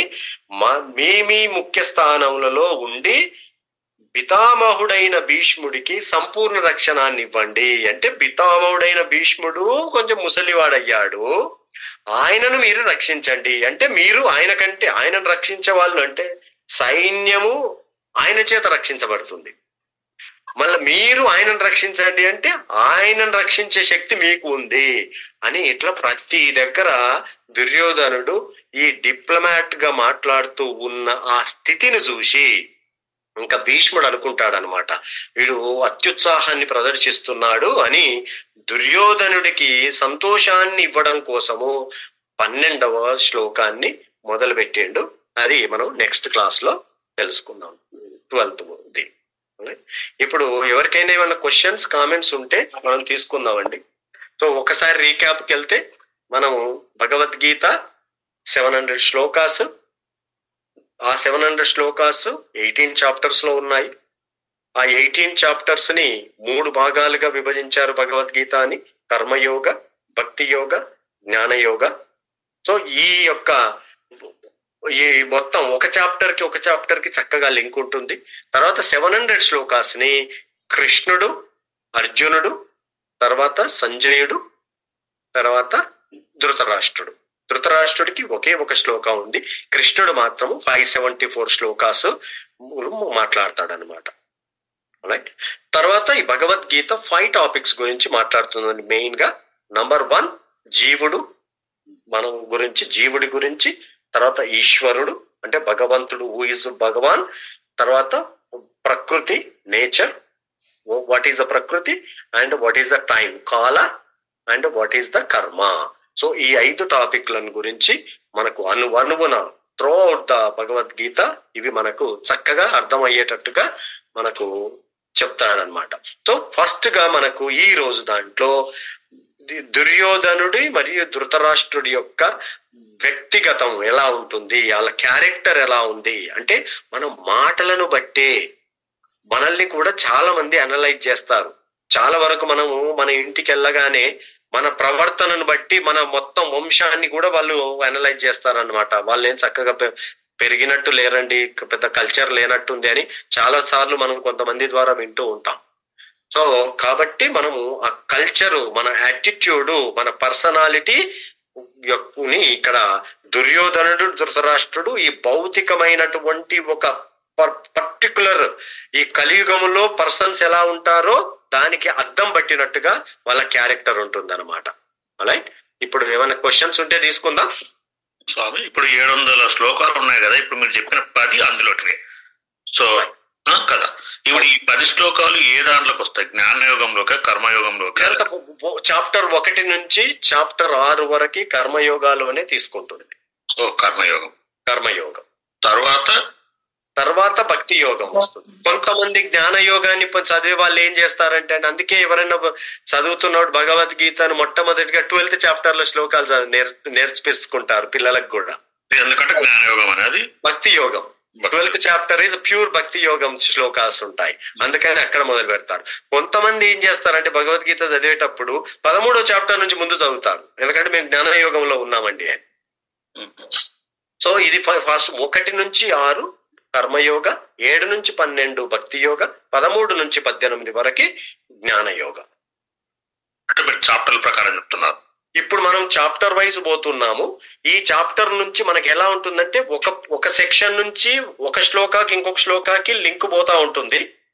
అంటే మనకు కాన్సెప్చువల్ గా లింక్ ఏర్పడుతుంది. భగవద్గీత బ్యూటీ ఏంటంటే కాన్సెప్చువల్ గా ఉంటుంది లింక్, తర్వాత కాంటెక్స్ట్ గా కూడా ఉంటుంది. చాలా శ్లోకాలు చాప్టర్ టు చాప్టర్ కూడా, చాలా చాప్టర్స్ మనకు చాప్టర్ టు చాప్టర్ లింకులు కూడా ఉంటాయి. సో 1 నుంచి 6 చాప్టర్లు కర్మయోగం అయితే, ఫస్ట్ 6 చాప్టర్లు కర్మయోగం. సో ఈ ఫస్ట్ చాప్టర్ అనేది భగవద్గీతకు బేస్. చాలా మంది ఫస్ట్ చాప్టర్ ని కన్సిడర్ చేయరు, కానీ అసలు స్టోరీ అంతా ఫస్ట్ చాప్టర్ లోనే ఉంటుంది. ఎందుకంటే ఆ మన యొక్క మైండ్, యాటిట్యూడ్ అంతా కూడా ఫస్ట్ చాప్టర్ లో మనకు క్లియర్ గా అర్థం అవుతూ ఉంటుంది. కృష్ణ అసలు ఫస్ట్ చాప్టర్ లో మాట్లాడాడు, కంప్లీట్ గా అసలు ఏం మాట్లాడాడు, అర్జునుడే చెప్తా ఉంటాడు. మనకు కూడా నేచర్ ఉంటుంది చూడండి, మనం అన్ని రీజన్స్ ఇస్తా ఉంటాం. మనం ఎందుకు క్లాస్ వింటున్నామో వేల రీజన్స్ ఇస్తాం, ఎందుకు వినట్లేమో వాళ్ళని అడగండి, వాళ్ళు కూడా వేల రీజన్స్ ఇస్తారు. ఇంకొకటి స్వామి, ఇప్పుడు మీరు 4 మాట్లాడారు శ్లోకాలు అన్నారు కదా. కృష్ణుడు 574, అర్జునుడు 84, సంజయుడు 41, ధృతరాష్ట్రుడు 1 అన్నట్టు అన్నారు. సో ఇప్పుడు మనం సంజయ్ ఉవాచ అని వింటున్నాం, తర్వాత అర్జున ఉవాచ అని వింటున్నాం, శ్రీకృష్ణ ఉవాచ అని వింటున్నాం. ఇప్పుడు మీరు మాట్లాడుతున్న దుర్యోధనుడు మాట్లాడినట్టు కూడా చెప్పారు. సంజయుడు ప్యాలెస్ లో ఉండి అక్కడ జరుగుతున్నది, దుర్యోధనుడు ఎక్కడికి వెళ్ళాడు అని సంజయుడు చెప్తున్నాడు ధృతరాష్ట్రుడు.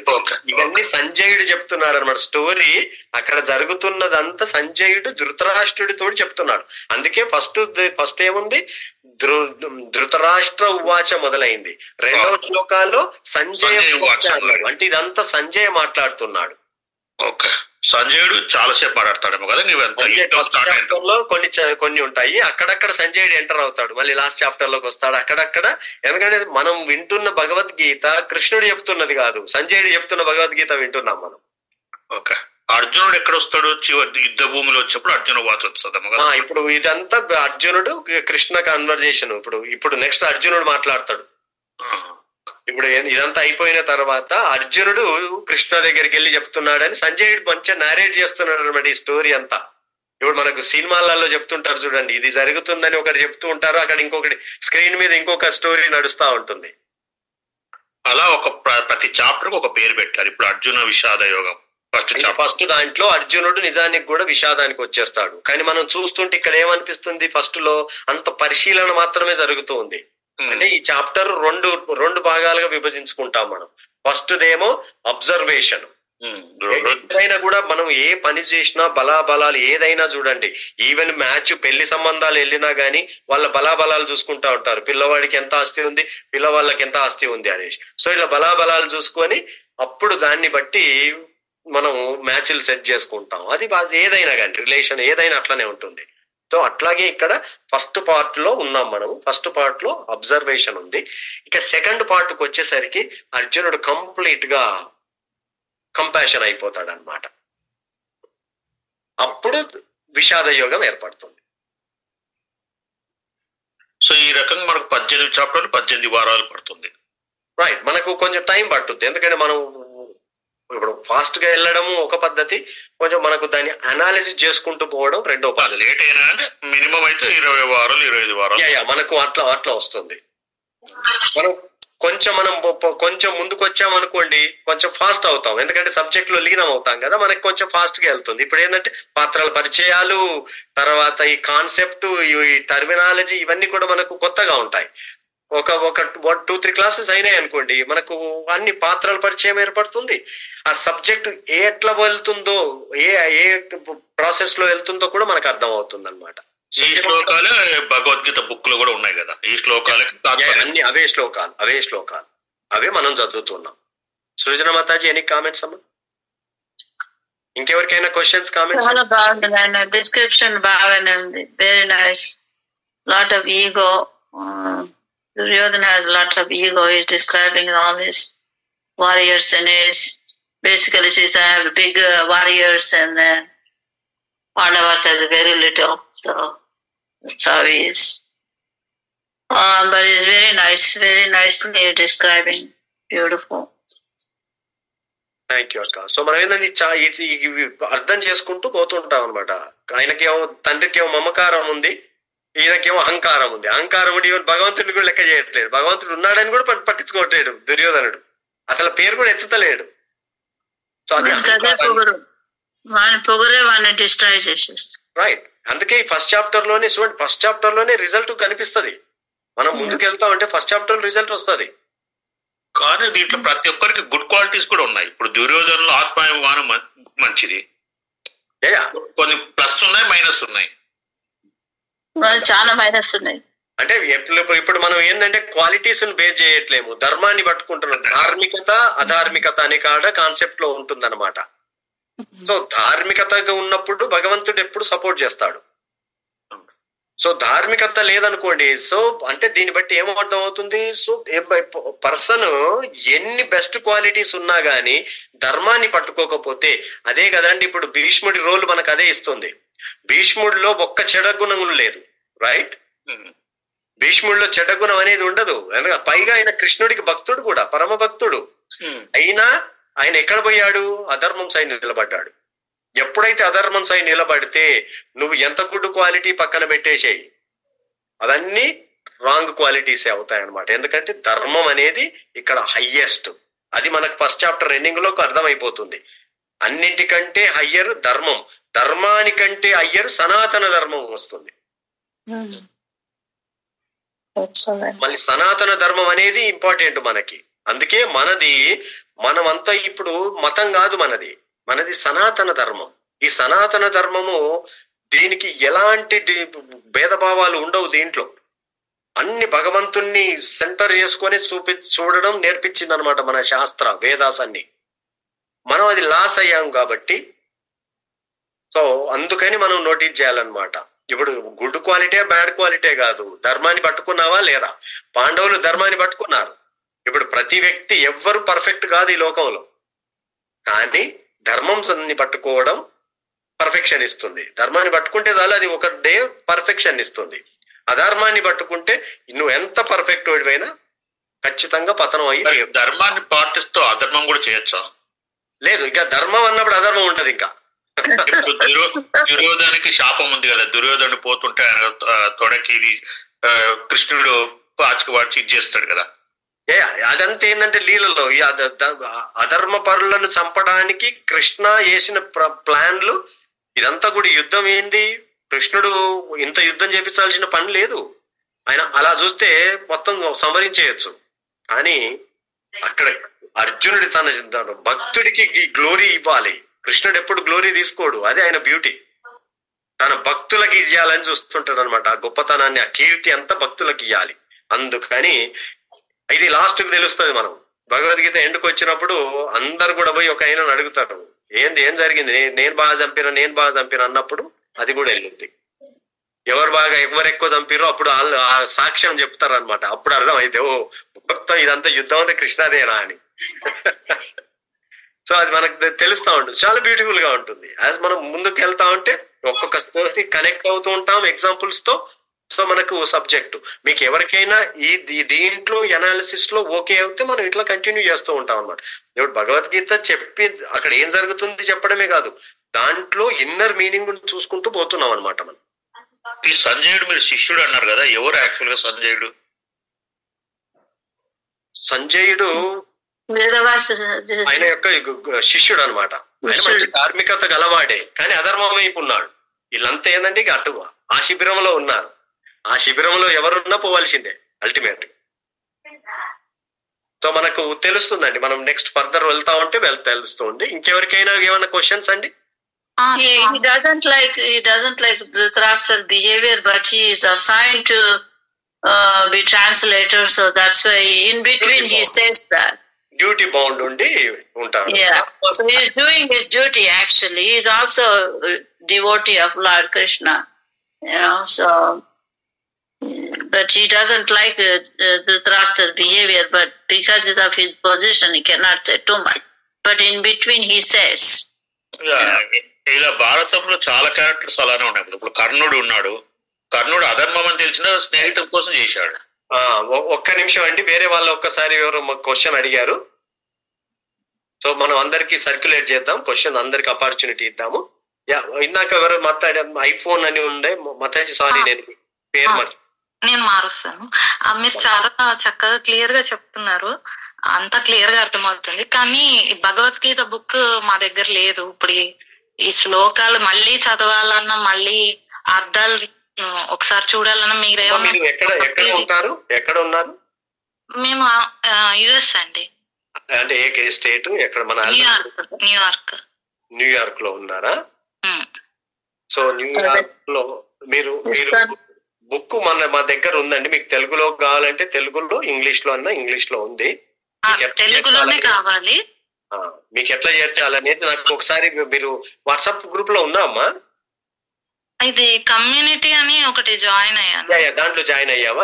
ఒకసారి నాకు మెసేజ్ చేస్తారా? మీరు పర్సనల్ మెసేజ్ చేస్తే నేను మీకు ఎలా బుక్ చేర్చాలో ప్లాన్ చేస్తాను. సరేనండి, థ్యాంక్స్ అండి. Thank you. హరే కృష్ణ ప్రభుజీ. అందరు తెలుగు అమ్మాయిల గ్రూప్ లో నుంచి జాయిన్ అయ్యారు ప్రభుజీ చాలా మంది. సో అందరూ లోకల్ వాళ్ళే.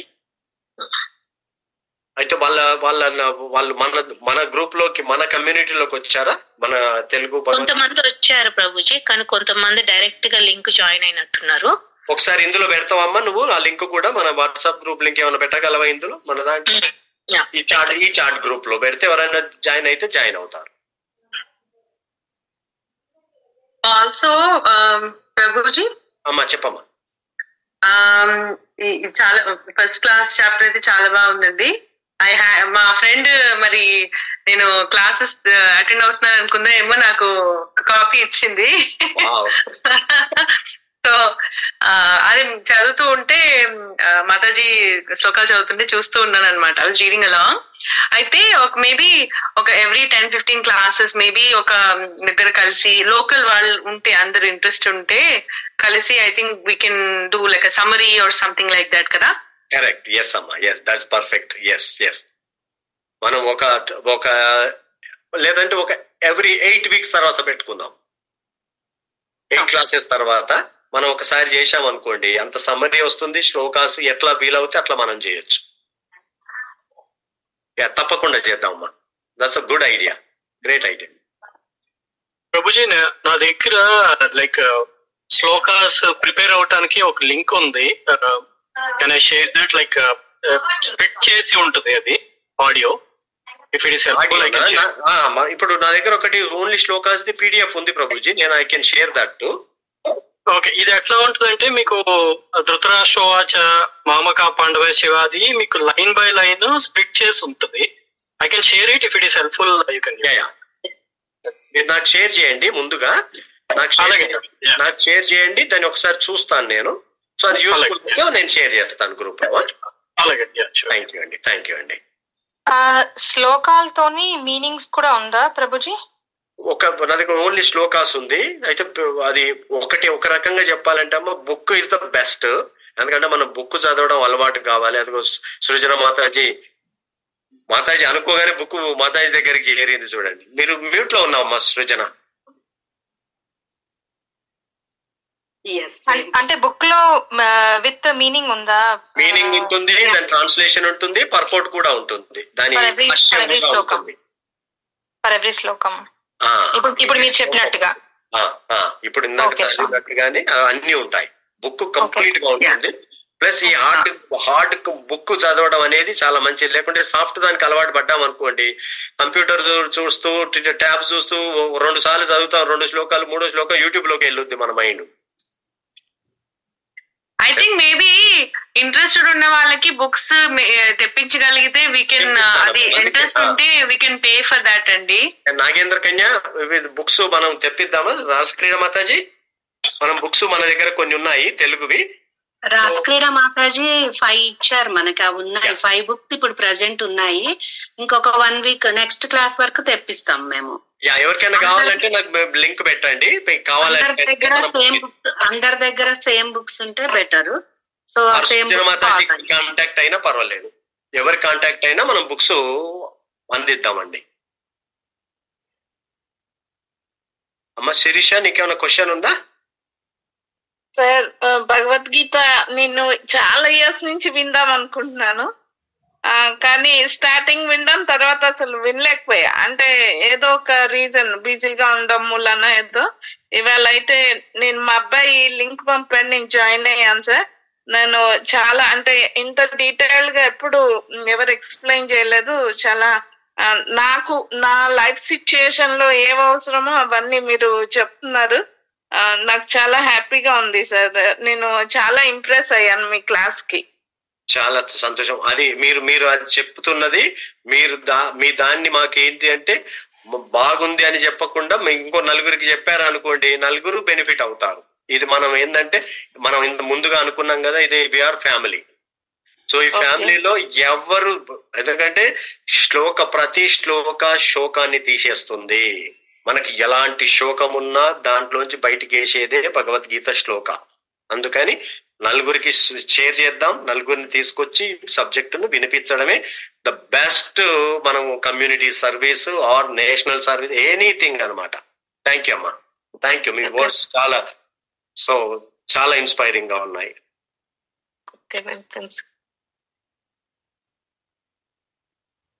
సో ఎవరికైనా బుక్స్ కావాలంటే మీరు మెసేజ్ చేయండి, నాకు పర్సనల్ గా అయినా పర్వాలేదు, ఎవరికి చేసినా మనం. సో వీఆర్ ఫ్యామిలీ అన్నాం కదా, అందరం కోఆపరేట్ చేస్తాం మనం.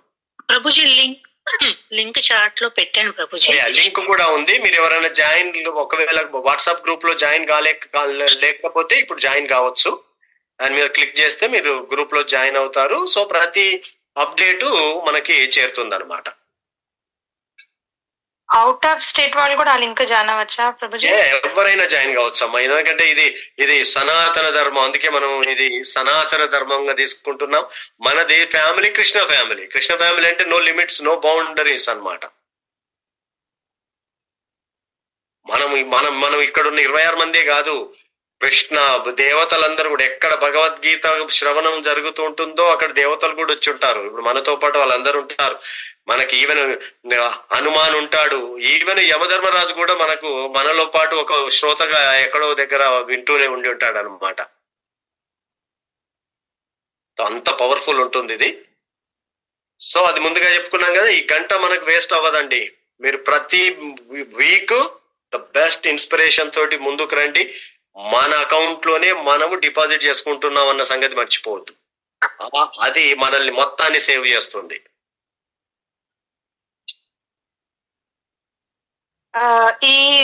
ఈ జూమ్ కాల్ రికార్డింగ్ కూడా ఏమైనా చేస్తున్నారా ప్రభుజీ? ఎస్ అమ్మా. ఓకేనండి. మళ్ళీ మనకు ఇది ఆల్బనీ హరే కృష్ణ అనేది ఒక యూట్యూబ్ ఛానల్ ఉంది, దాంట్లో మనం అప్లోడ్ చేస్తూ ఉంటాం యూట్యూబ్ లో. మీరు సబ్స్క్రైబ్ చేసుకోండి. సో దాన్ని మనకు అన్ని వీడియోస్ అన్ని వస్తూ ఉంటాయి. అంటే జస్ట్ ఇన్ కేస్ ఎప్పుడైనా అట్లా బిగినింగ్, నేను ఇవాళ బిగినింగ్ మిస్ అయ్యానండి, సో అట్లాగా జస్ట్ క్యాచప్ అవటానికి ఒకవేళ ఏమైనా 10-15 minutes అట్లా లేట్ జాయిన్ అయినా, so we wouldn't miss it, right? So that's I was asking. yes ఉంటుందమ్మా, రికార్డ్ చేసుకుందాం. Thank you. ఇంకా ఎవరికి ఏమైనా క్వశ్చన్స్ అండి? ఎస్ నాగేంద్ర కన్యా, నువ్వేదో చెప్తున్నావు. Thank you all devotees for joining the class. Thank you very much. Thank you అండి. ఇప్పుడు మనం నర్సింగ్ ప్రేయర్ చేద్దాం. ఇంకొకటి ద బ్యూటిఫుల్ ఎపిసోడ్ అన్నమాట ఇది. ఈ ప్రేయర్ అందరూ నేర్చుకోండి. ఎంత అద్భుతం ఉంటుంది అంటే, మీరు రోజులో ఒక్కసారైనా ఈ ప్రేయర్ చేయండి నరసింహ భగవాన్కి. చాలా అద్భుతంగా ఉంటుంది, ఎనర్జీ వస్తుంది, అంత మనకు విఘ్నాలు ఫియర్ పోతుంది. ఫస్ట్ నరసింహ అది హోమం గాని, నరసింహ యజ్ఞము ఆర్ నరసింహ కవచము, నరసింహ ప్రణామ మంత్రము, ఇవి ఏవి చేసినా మనలో ఉన్న భయం పోతుంది అన్నమాట. ఫస్ట్ ఫియర్లెస్ అవుతాం. సో డెఫినెట్ గా ప్రతి లెటర్ ఒక్క వర్డ్ విన్నా మనము లైఫ్ మన అకౌంట్ లో పడుతూనే ఉంటుందండి, అది మర్చిపోవద్దు. సో డెఫినెట్ గా చేస్తానమ్మా. గ్రూప్ లో కూడా మనం నరసింహ ప్రేయర్, రాస్క్రీయ మాతాజీ మీ దగ్గర ఉందా? స్నేహసుందరి మాతాజీ, రాస్క్రీయ మాతాజీ, if you have the Narasimha prayer please share in the group. ప్రణామ మంత్ర ఆల్సో, నరసింహ ప్రణామ మంత్ర. yes చేస్తాం ప్రభుజీ. అమ్మా ఇప్పుడు ప్రేయర్ చేయాలా ప్రభుజీ? ఎస్, నువ్వు ప్రేయర్ చేయి.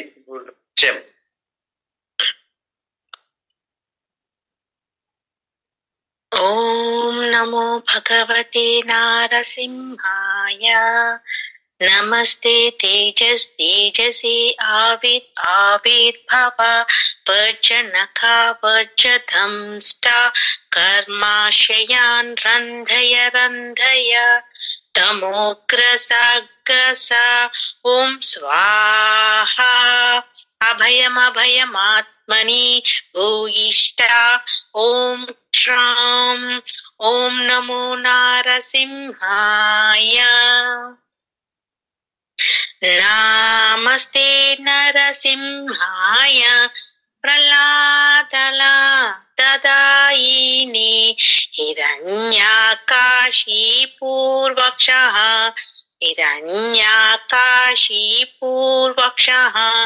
శిలాటంకానకాలాయే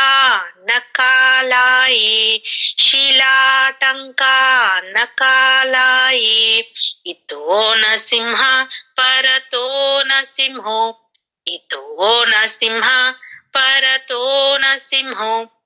యత యామి తతో నరసింహ బహే నరసింహో హృదయే నరసింహో నరసింహమధిం శరణం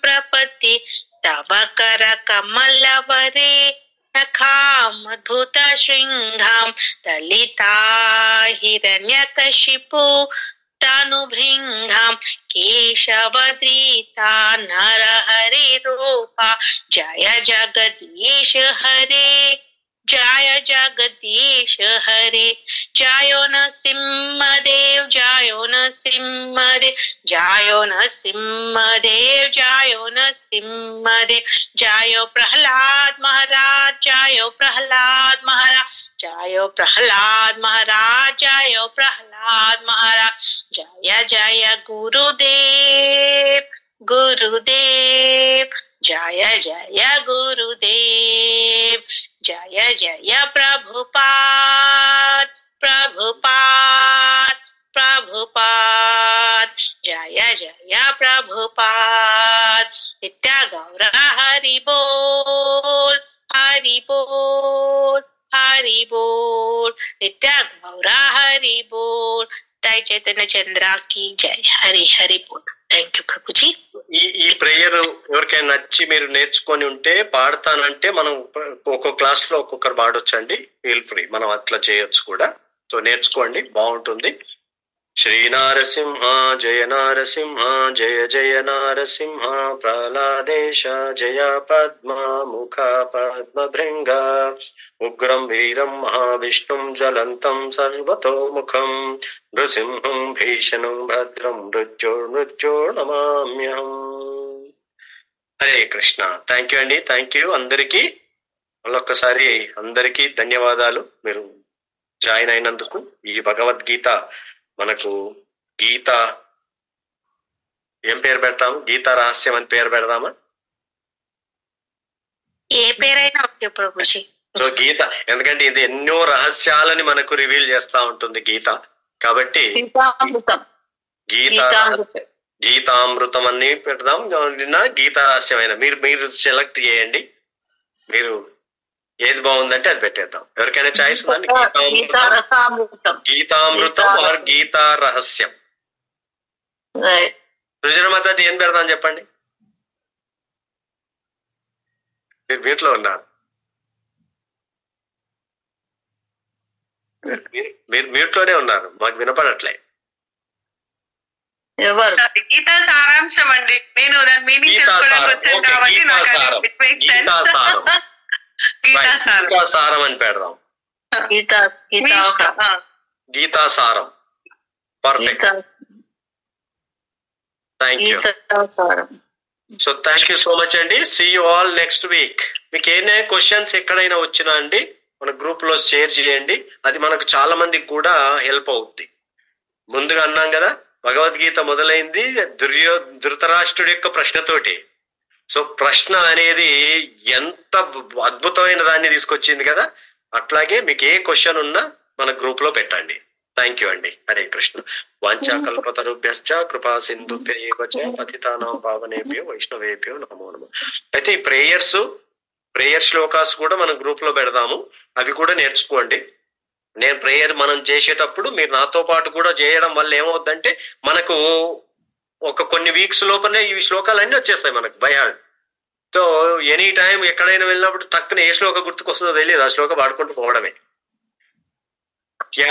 మారుతి శ్రీధర్ గారు, మీరు ఏదో హ్యాండ్ రేజ్ చేశారండి, ఏదన్నా క్వశ్చన్ కోసమా? ఐ వాజ్ క్లాపింగ్ అండి. Okay, thank you.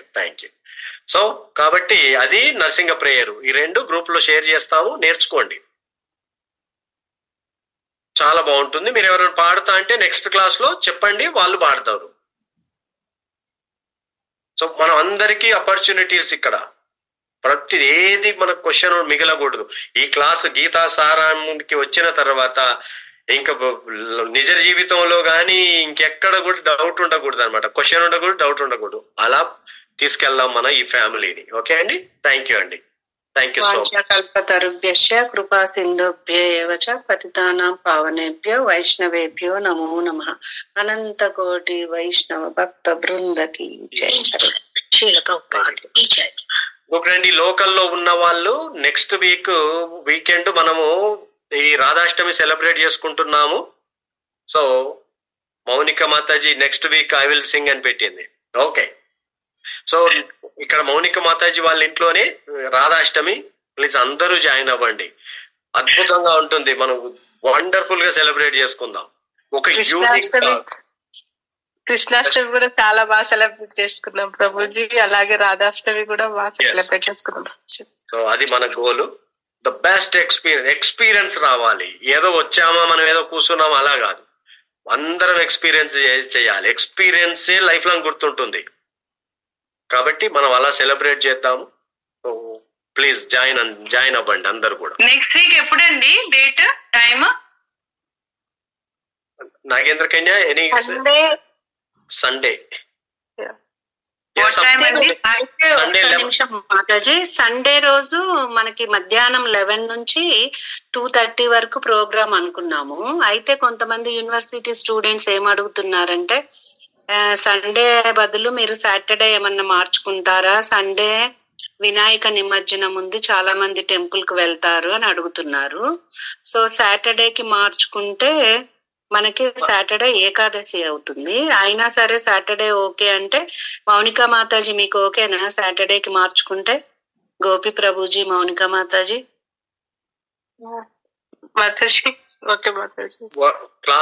ఒకవేళ ఇప్పుడు ఏంటంటే ఇప్పుడు కాదు, మనం సృజన మాతాజీ మీకు సండే అయినా సాటర్డే అయినా ఓకేనా? మీ అవైలబిలిటీ ఏంటి? లేదండి, మీరు హోస్టల్ మీరు మీకు అంటే మనకు ఒక ప్రపోజల్ తోటి మనం ఏంటంటే మన మెజారిటీ ఎటు ఉంటే మనకేందంటే ఎప్పుడైనా మేము ఎటైనా రెడీ ఉంటాము. బట్ మెజారిటీ ఈజ్ బెటర్ అనేది అంతే. మనకు సాటర్డే ఈజ్ ఏకాదశి, మనకు 2 ఉంటాయి, రాధాష్టమి అండ్ ఏకాదశి. సండే చేసుకుంటే Radhashtami and Vamana Dwadashi. So 2 auspicious days అనమాట. అవి 2 ఆస్పీషియస్ డేసే ఉన్నాయి ఈసారి. ఏ రోజైనా పర్వాలేదండి. ఓకే, అట్లా అయితే మేము కమ్యూనికేట్ చేస్తాను నేను ఒకసారి వీళ్ళతో మాట్లాడి. థ్యాంక్ యూ అమ్మా. బట్ ఈ క్లాసెస్ మాత్రం ఎవ్రీ మండేనే కదండి? క్లాస్ మాత్రం మండేనే. ఏంటంటే మనం ఈవెంట్ సెలబ్రేషన్ లోకల్లో ఉన్నాం కదా కలిసి, ఎందుకంటే కలిసి సెలబ్రేట్ చేసుకుంటుంది. ఎవ్రీ మండే ఇదే క్లాస్, ఇదే టైం, ఇదే. ఓకేనండి, థ్యాంక్ యూ అమ్మా. సో ప్లీజ్ జాయిన్ అవ్వండి గ్రూప్ లో. దాన్ని బట్టి ఇంకా మిగతా మన ఫ్రెండ్స్ కూడా చెప్పండి. ఒక్క క్లాస్ విన్నా, ఆ ఒక్క అకౌంట్ ఓపెన్ అయ్యి ₹1 అన్న అందులో ఉంటుంది, ఒక్క క్రెడిట్ అన్న మన స్పిరిచువల్ అకౌంట్ లో. సో కొంతమంది ఒకటే వింటారు, దానికి కూడా మన నెక్స్ట్ అద్భుతంగా ఉంటాయి ఇవన్నీ మనకి. థ్యాంక్ యూ అండి. So see all next Monday. Hare Krishna. Hare Krishna.